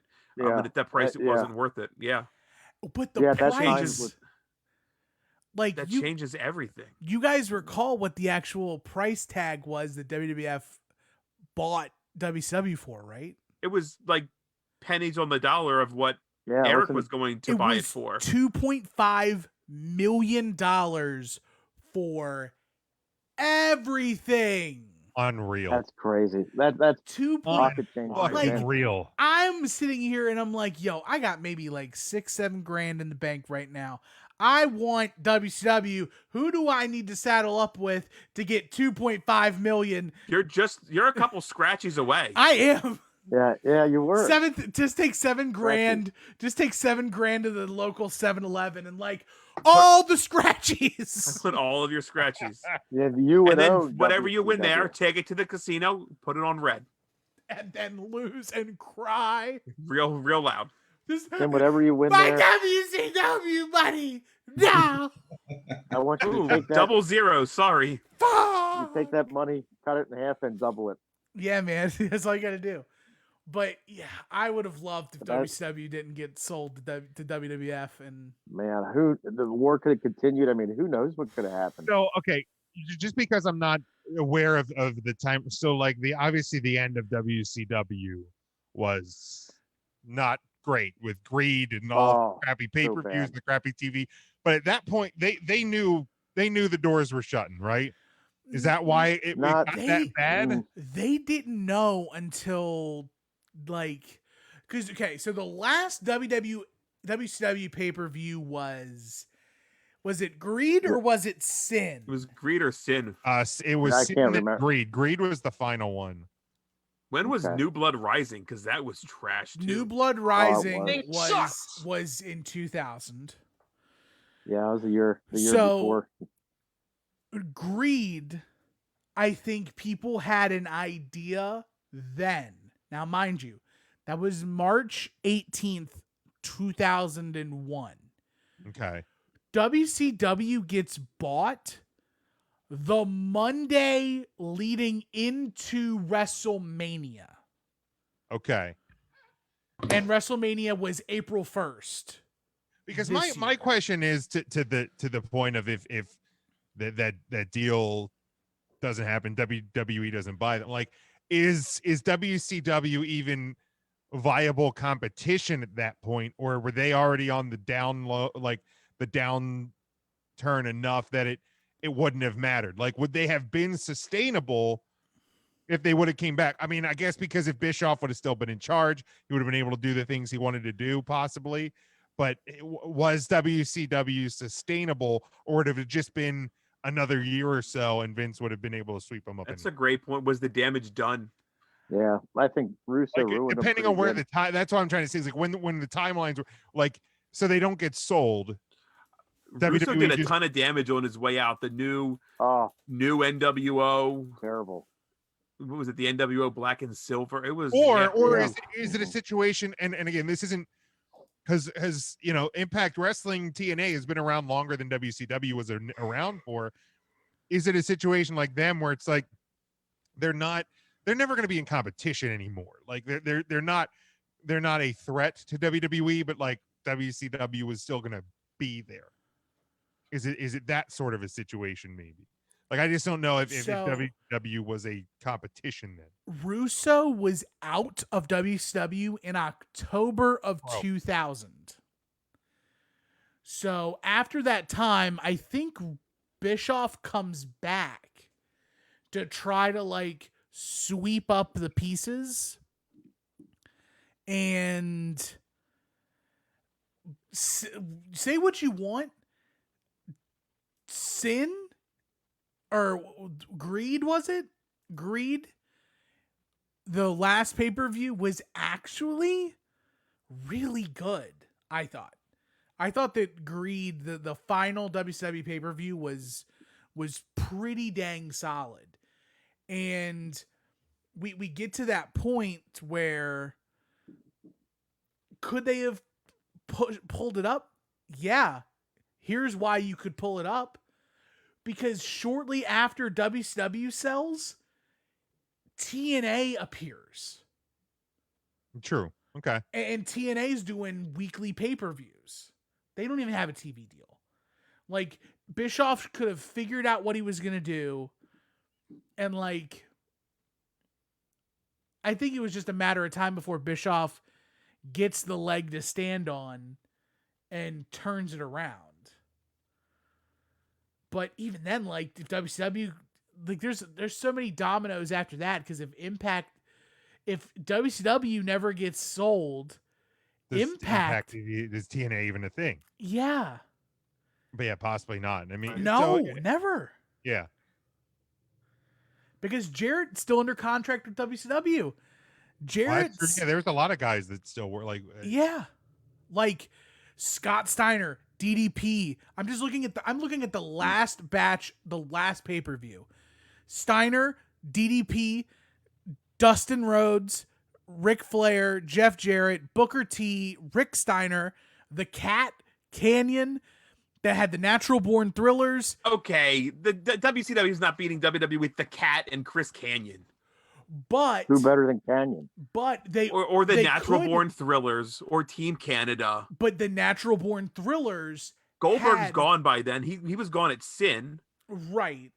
But the Natural Born Thrillers are like the next crop of never before seen studs. Stasiak, O'Hare, Stasiak was Palumbo, okay. Right? Palumbo, O'Hare. Right, you have a strong undercard. You're not Jindrak. sustainable with the strong undercard. The Young Dragons and 3 Count, great feud. You're not buying that. That's not why you're buying a pay-per-view. But I don't think they're top heavy enough. Jeff Jarrett's not going to do it. You still had Rey Mysterio Didn't have fucking at the time. real world animal in it. They did have Real World Animal. That's true. I gotta love him. The cruiserweight division was incredible. I think it was at that pay-per-view they debuted the cruiserweight tag team titles, which lasted about a week. Yeah, because the company closes. And that was the end of the cruiserweight tag titles. Like AJ Styles was under WCW contract when they got sold. So like I just don't know. I think WCW at that point may have been kind of what TNA Impact is now, where it's there, it survives. I don't know if it's. I think the damage may have been done, but I mean that's another a great one. Tim, did you give one yet? Do you want to? I did not give one yet, and I think my biggest what if. You're welcome. For everything would have been, and this goes along the lines of a previous conversation, but like, what was your actual what if, Ryan? What if Austin didn't get hurt? My actual what if was what if Chris Jericho said no? No, not that one. But when we were talking about Austin, It was Owen Hart said no to the Blue Blazer. Okay. So mine is, what if Austin never got hurt at SummerSlam 97? Okay, yeah, I had this one on my list. It wasn't my actual one that I'll give. Yeah, because if he doesn't break his neck, the Austin style, because you have to think, up until he breaks his neck, Austin is this weird hybrid of a brawling machine and a bump god. Yeah. So he's a master of the ring, you could say. Yeah, like he's literally That doesn't doing sound right, Ryan. he's doing two different styles extremely well. And he breaks his neck with Owen. And after that, you take all those bumps away. All Stomp the in the craziness. butthole, Fist of Fury and a stunner. I think He now Austin rode that brawling style for as long as he could. Absolutely. Knowing that body was given out on him. Absolutely. But did a great job at becoming something new when he came back with what he had to do. yeah, I mean, and you also have to think too, like with all of the injuries, like we don't have Austin getting hit by a car in 99. You don't get, you probably don't even get the Austin taking his ball and going home in 2002, because Austin at that point is still on the uptick. Right. You're not going to feed a more healthy Stone Cold Steve Austin to Brock Lesnar in the first round of the 2002 King of the Ring, are you? No. Like, that spot immediately goes to somebody else. Well, and do you even get like the some of the great, you think like the backstage segment when he's playing the guitar, singing to McMahon, and you get Kurt Angle singing Jimmy Crack Corn. Like, there's some great Austin moments that came because of his injury, and he was either not working on, not wrestling on Monday Night Raw, but he's still on there because he's Austin, or he's post WrestleMania 19, but still around and doing things that you may not get because they were using him but not able to use him in the ring as much. Right. Yeah, I mean that's literally like my like number one what if, aside from like what if WCW never sold. Sure. Mine, and I think a lot of some of the things that we talked about before the break, some of the things we talked about now, but my big is if the curtain call didn't happen. Now, whether it's Hall and Nash don't even go to WCW, or they go and they just don't get, they just don't do the curtain call at MSG, because if we believe the history that we're told, and Triple H is supposed to win the King of the Ring in 1996, but because of the curtain call, can't punish Hall, can't punish Nash, can't punish HBK because he's at the top, Triple H becomes the fall guy. So if you don't have the curtain call, you don't get Austin winning the King of the Ring. So you don't get Austin 316. So you don't possibly get the Rock Austin feud. You don't get Austin McMahon. You don't, all of those dominoes that fell because Austin 316 says, I just whooped your ass. What had, like, I know Triple H ended up winning King of the Ring later on and rebuilt his career, obviously a long career, but also during that time, some of those things were, because you had feuds with Austin, he helped pull everybody up because of Austin 316. So if the curtain call doesn't happen, and then also like too, if the curtain call doesn't happen is, and I mean, I was really young at the time, 11 years old, but is Hall and Nash showing up in WCW as big of a deal? Is the fallout from that on the other side as big of a deal? How much impact did that have on them going to WCW. Right. Like, I'm not gonna sit here because I used to be in the camp where Triple H was punished because of the curtain call. I used to believe that until like I really looked at it, and like it's a heck of a punishment to be like Intercontinental Champion in October after the like Triple H's his match with Ultimate Warrior takes place before the curtain call. He's in a program with Mark Marrow shortly thereafter, feuding around the Intercontinental Championship in October. He's Intercontinental Champion throughout until 1997, and then he's in DX. Like, DX kind of pieces it together in, like, what, they, middle of 96, or middle of 97, where they, like, piece it together around the King of the Ring, where Triple H wins, but the curtain call, if Razor and Diesel never leave, like that's a really good, or even like if one of them doesn't leave, because the impact that's made is it's Hall and then Nash in a month. Okay, right. If WWE signs one of them, if WWE re-signs one of them, it's nothing. Game changer. Big nothing. You could also think like, what if Shawn jumped too?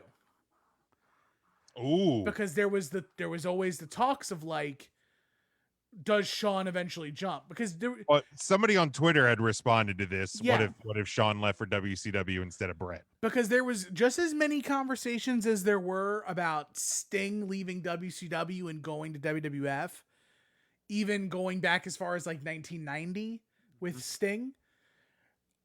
Shawn was about the same. And Shawn was like, nah, I'm staying here. I'm going to be the guy. I'm going to be the guy. Shawn would have got lost in WCW. Mm-hmm. Lost. Sure. Because he would have been the littlest fish. The littlest fish. Yeah. He would have been Sean Waltman of DX. He could have been 6. To be completely...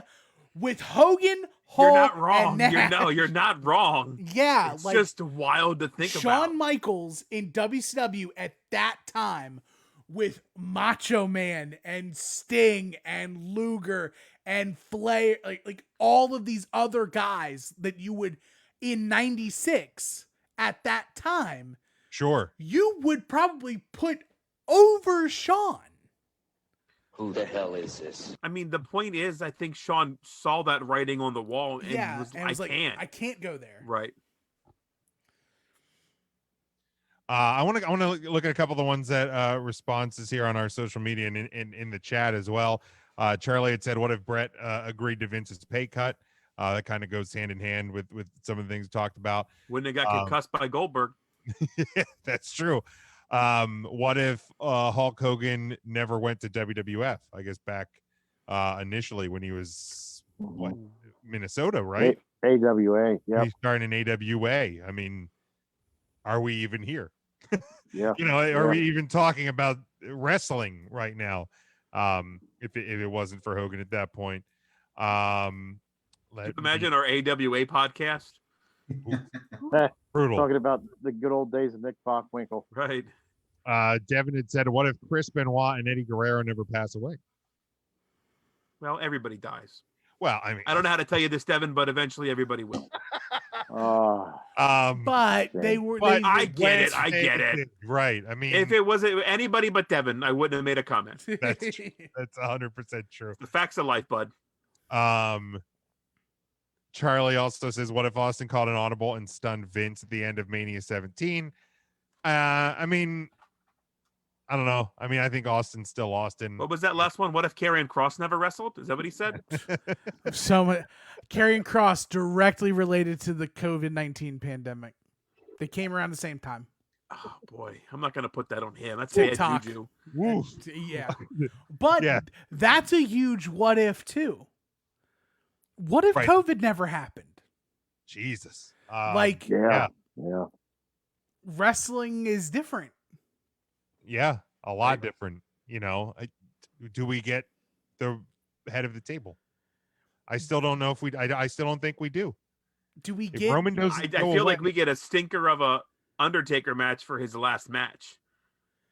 Yeah, I don't think Undertaker AJ is boneyard level. That's for sure. Do we get the same level of cuts that we've had? Yes.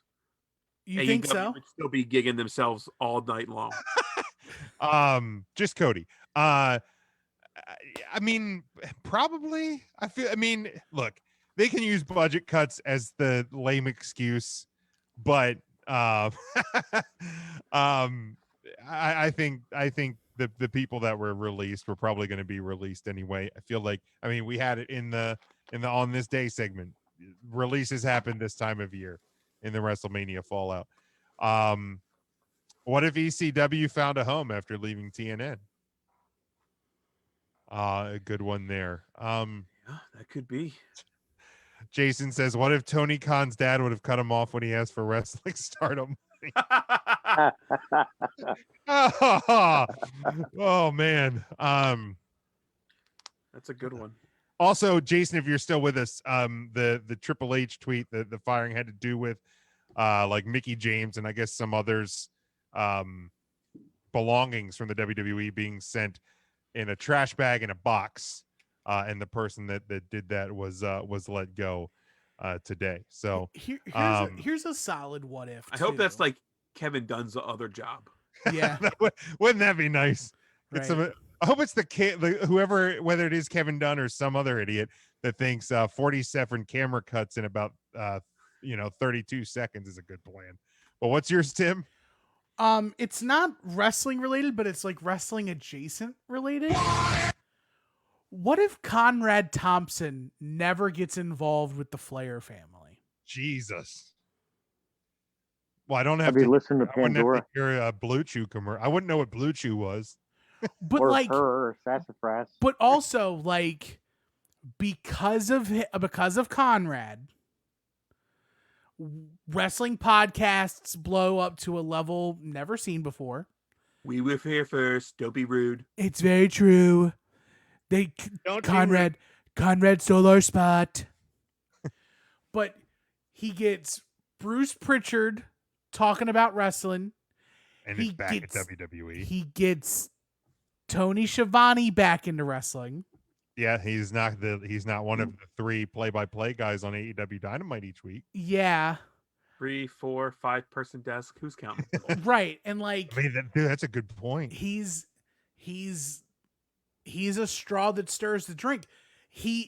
Starcast. Yeah. Starcast is a big reason why that those like first AEW pay-per-views kind of blast off. That's a good point. That's not AEW's doing. That's true, because there's a buzz about them, because what the first Starcast was at All Out, right? Which wasn't even an AEW show. All in. All in. Sorry, yeah. Yeah. In, out, same difference. In, out, up, down. I'm happy done all either the way. time. Does that even affect the Undertaker's Boneyard match? I mean, Connie had him on the hook for Starcast, and Vince said, "Hold on." Yeah, that's a good one. That's Tim. a great point. Like once you start the what if, the way some of these fall. Thank you, Scott. Yeah, that's a good one. Another one I had written down is what if Rocky Maivia didn't become The Rock in Nation of Domination? What if they didn't steer into the skid with the die Rocky die? Right. Like what if they just went, okay, this isn't working, and they either let him go or they, he becomes some other goofy character in that was 90. I think we get do you smell what D'Lo's cooking? And everything will be fine. You know what I But, mean? Like, what if The what if they fans just could have embraced Rocky. what if like with that, instead of trying to repackage The Rock, they're just like, he's nothing now. right. What if We he's in can't- that list of releases in, Yeah, you know, like, April of 98 or whatever? Because he wasn't phenomenal until like really the Nation of Domination. Right. Like, he doesn't become who we see him as. We don't get, was it the Tooth Fairy? No Tooth Fairy, no Escape from Witch Mountain. Matt, have you seen that Race- movie, by the way? I have not. No. Okay. Was it Race to Witch Mountain? I have seen that one. But yeah, I Was mean, Tooth Fairy the one with Larry the Cable Guy? I think so. Wasn't there? Yeah. Oh, there's two Tooth Fairies. no, Jim? I was Oh. thinking Yeah. That's actually a good one. So Charlie just literally put in the chat, what if RVD was never arrested for pot? Yeah. that's true, too. Double champ at the time, and in the span of a week, loses the ECW title to Big Show and loses the WWE title to Etch. Like, Ooh. it's crazy. Like, because I would have assumed RVD would have held the titles until at least SummerSlam. Maybe a little longer, because he won them in One Night Stand. And then That's a good one. Yeah. We don't get RVD rolling papers. Maybe we do. Maybe we get them sooner. I'll say maybe we do. What about? I just had it on the tip of my tongue, and it was related to Rob Van Dam, but not really. Oh, what if WWE never made the rise and fall of ECW? The greatest shit. Yeah, WWE made phenomenal DVD ever. Because of that, 2 one-night stands, the bring back of the ECW brand, Paul Heyman gets brought back into the fold. They released like 7 unreleased ECW DVDs. At least 4. Yeah, they like blood. Well, it wasn't Bloodsport, but it was like ECW's Bloodiest Brawls or something. Blood That Money. was No, one. that was the Saudi shows. Never mind. They had unreleased 1, 2, 3 at least on DVD. Yeah, let me. WW. That's a great call. I mean, I think they just tapped into the nostalgia market and realized there was money there. Charlie, wow, this is, I mean, a sad one for sure. But what if Reed Flair doesn't pass away? We probably don't have Charlotte. That's a great point. Yeah, That's a really good point. We get Reed. Sure, just And, the like, impact of not having Charlotte. Right. I mean, like, she's just Ashley that works at the bank. Ashley's working for Connie at First Family Mortgage. Right. Like, yeah, I mean, Hello, this is Ashley. One moment, please. yeah, hi. Thank you for calling. But like Reed in his own right was going to be like, he was going to be great. He was going to be great. That's a really good one. Damn. A couple other ones I had written down. What if Vince McMahon didn't have like a worldwide vision? Like, you start working through the territories and buying talent and taking. I mean, that's a WWE. I think we're talking about Eastern Championship Wrestling on our podcast. Yeah. Right. We also, like, I mentioned this in the group chat, but it reminds me, like, what if WrestleMania failed? Ooh. WrestleMania was a huge risk. Then we're talking about Starrcade. We're talking about Starrcades. Right. Yeah. The other one I wrote down is, what if Vince McMahon was found guilty in 1994? Oh, the steroid trial. Not just for the WWE, but the stigma that's put on all of professional wrestling. Are we even talking about televised wrestling today? Hello, welcome to Tennis Chat with Tim, Ryan, Matt, Mark, and Jim. You know, like, God, I don't know what I'd be.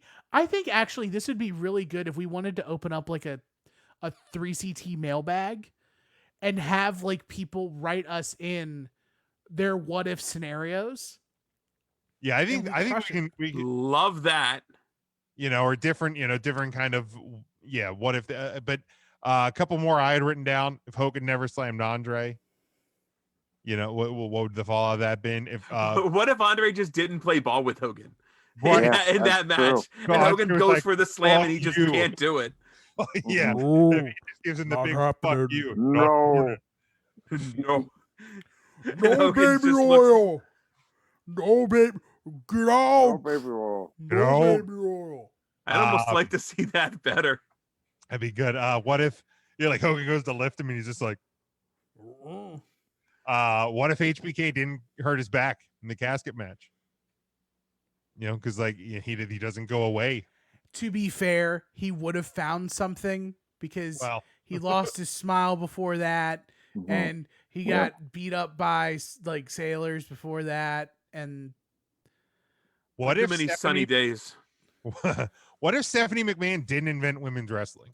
All right, podcast over. Oh, I'm kidding. can't even think about The that. last one I have is what if CM Punk didn't leave when he left?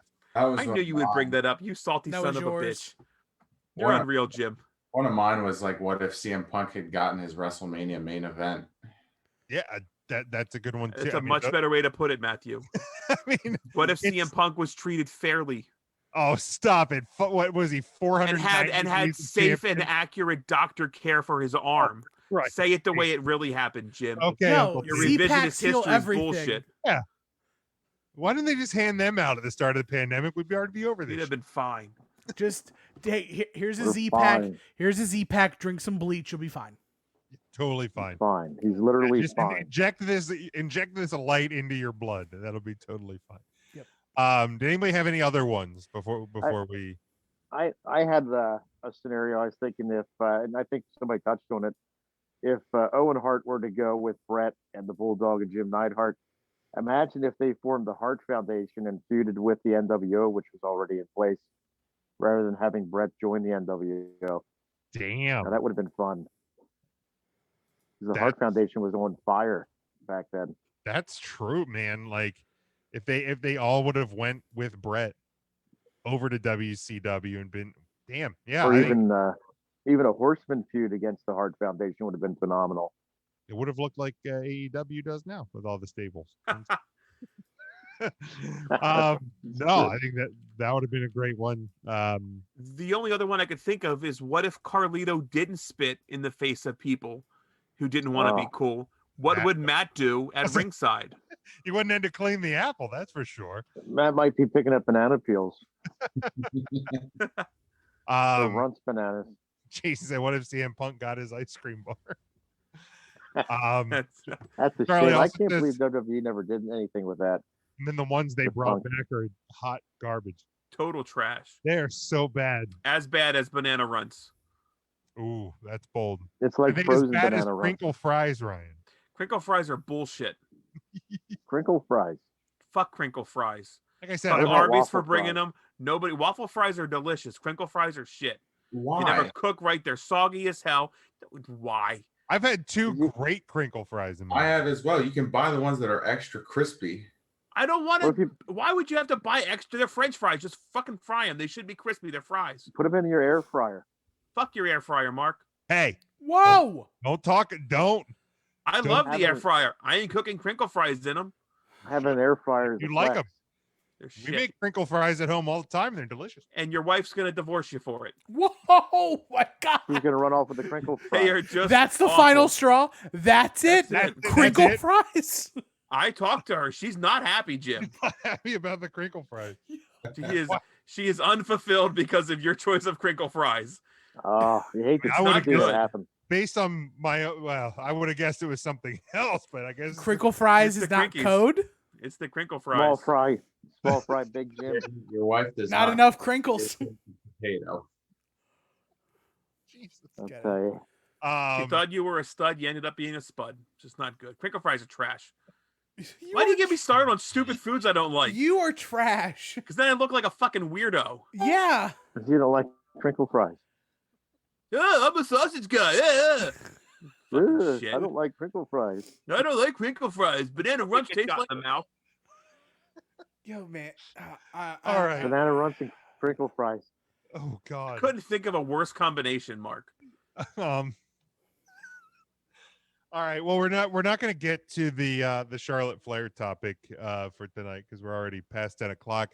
But I do want to hit the news and rumors. Noose. WWE reportedly looking at having fans in the crowd as SummerSlam. They have not announced a date or location as of yet. But earlier today, PAW insiders Mike Johnson says there's been talk within the company about potentially running the show in Phoenix, Arizona, or Texas. Nothing is set in stone. With the pandemic, things could change. They could end up in the Thunderdome, but internally, they're hoping to be outdoors in a stadium setting with fans at least for SummerSlam. WWE's current Thunderdome residency at the Yuengling Center is expected to run until August the 2nd. Former WWE Tag Team Champion Ken Doane, aka Kenny Dykstra, has announced his retirement from the ring. The 35-year-old tweeted, "When I started 13, I thought I'd retire at 40. With smart investments over time, have allowed me to be done now. I'm in my prime, and that will go towards my family and being a father. Thanks to the fans who have stuck by me." For those who missed it yesterday, Ronda Rousey announced on her YouTube channel that she is pregnant. They're expecting her and her husband Travis Brown are expecting their first child in September. There was some talks last month, the month before, that there was some potential return coming, could still happen. But obviously, best wishes to them. And then finally, during an appearance on the Cheap Heat podcast, Triple H commented about one last run in the WWE. He said, if in a perfect situation, he'd love to go on a world tour of sorts to big venues or places in Japan, O2 Arena in London, Chicago, Madison Square Garden, etc., as a thank you to the fans. He said if it were to happen, he'd like to have matches against superstars that he hasn't faced in the past. He did add, it's not something he is actively thinking about. Quote, "It's not in the front of my head. It seems to bother everybody else more than it does me." So I tend to think that if we were in a situation that wasn't the Thunderdome, we may have already seen that, or we'd be seeing that, sometime this year. So the guy that rattles off 5 different locations where he wants to have a match isn't really thinking about having these final matches. Got it. That's what we say. Yeah. And Charlie, I agree. FDM, fuck Dave Meltzer. But anybody else have anything to add before we get out of here this week? FCF, fuck crinkle fries. Banana run. You want to get some McDonald's? What was that clip from? And was that one of us that said that? Because it probably was. No, it's a Family Guy. You want to get some McDonald's? It could have been any one of us. Could have been any one of us. I was really mad though. I went there for breakfast the other day and they didn't have any burritos. Breakfast burritos. I was really upset. Really? Yeah, I like the breakfast. I like Burger King's burrito. It's big. It's enormous. I've actually never had the burrito at Burger King. Meander there tomorrow. You'll do fine. Okay, probably. Why not? Have you tried the French toast sandwich? I haven't yet. I've still been meaning to do that. Have you tried it? You haven't tried it? Are you? It's not. No, it's something new. I wouldn't try it. You know that. Exactly.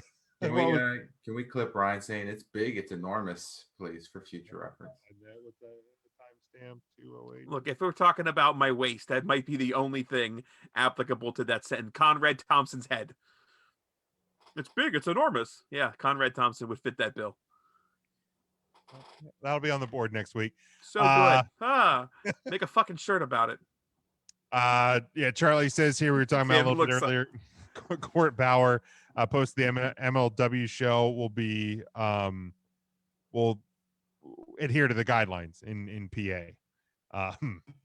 And tickets, I think, already almost sold out already, I believe.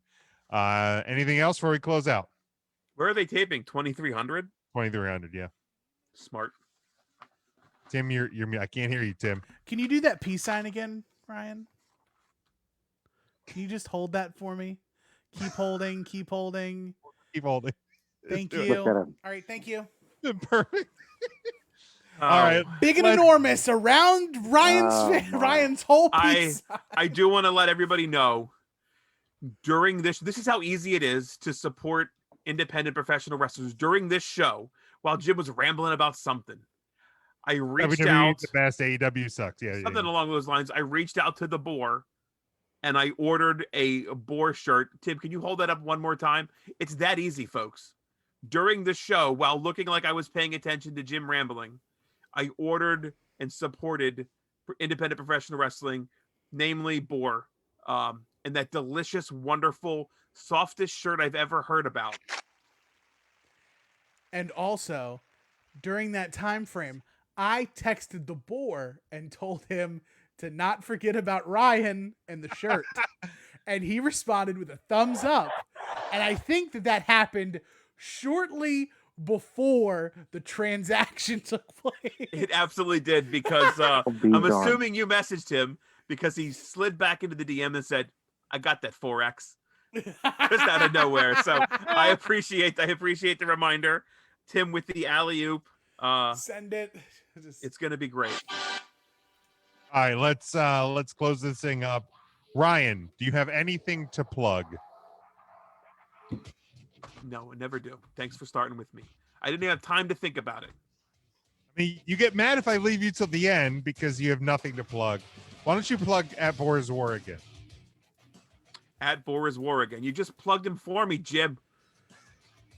Intern Mark, you got anything?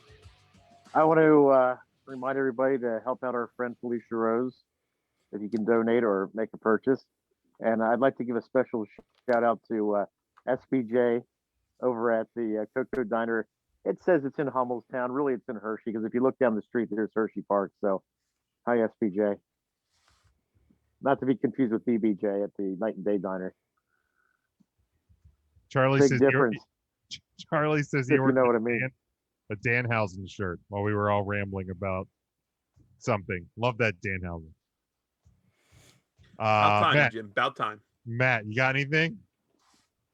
Yes, be sure to check out the Instagram page at 3 Count Thursday so you can follow along the Woman of the Week competition. Make sure you are liking posts. Each like counts as a vote towards the Woman of the Year.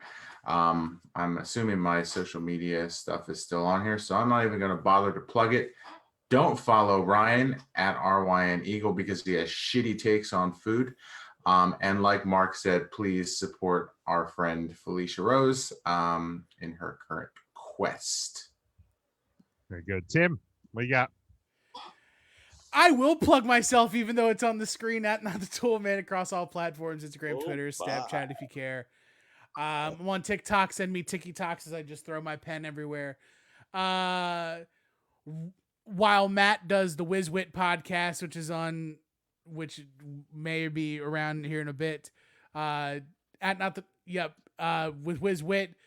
Final Wrestling Place and Viewers Choice podcast, something I do with Marcus. You'll enjoy those podcasts if you like this. At Final Place Pod and at VC on North South. And just be good to each other. Just keep loving on each other. Be responsible. Sooner or later, we're all just going to be making out with each other, and I can't wait. Perfect. Yeah, make sure you get shots in your arms. Make sure you're still wearing masks. Even if you do get the shot in the arm, just be good. We're almost there. Just hang on for a little bit longer. You can follow me at Big Jim Sports. Make sure you follow along with the show at 3 Count Thursday, Facebook, Twitter, and Instagram. 3countthursday.com. Check out our merchandise page.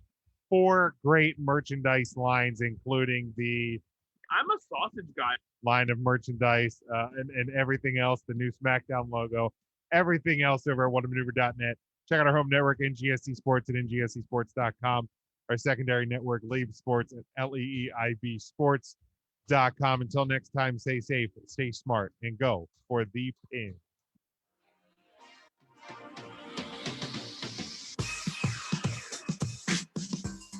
Three Count Thursday is sponsored by Arena Eats. Log on to the website, arenaeats.app. That's arenaeats.app for the ultimate fan experience. At your favorite sports venue, Arena Eats mobile app, pre-order, express pickup, and in-seat delivery. How do you place your order?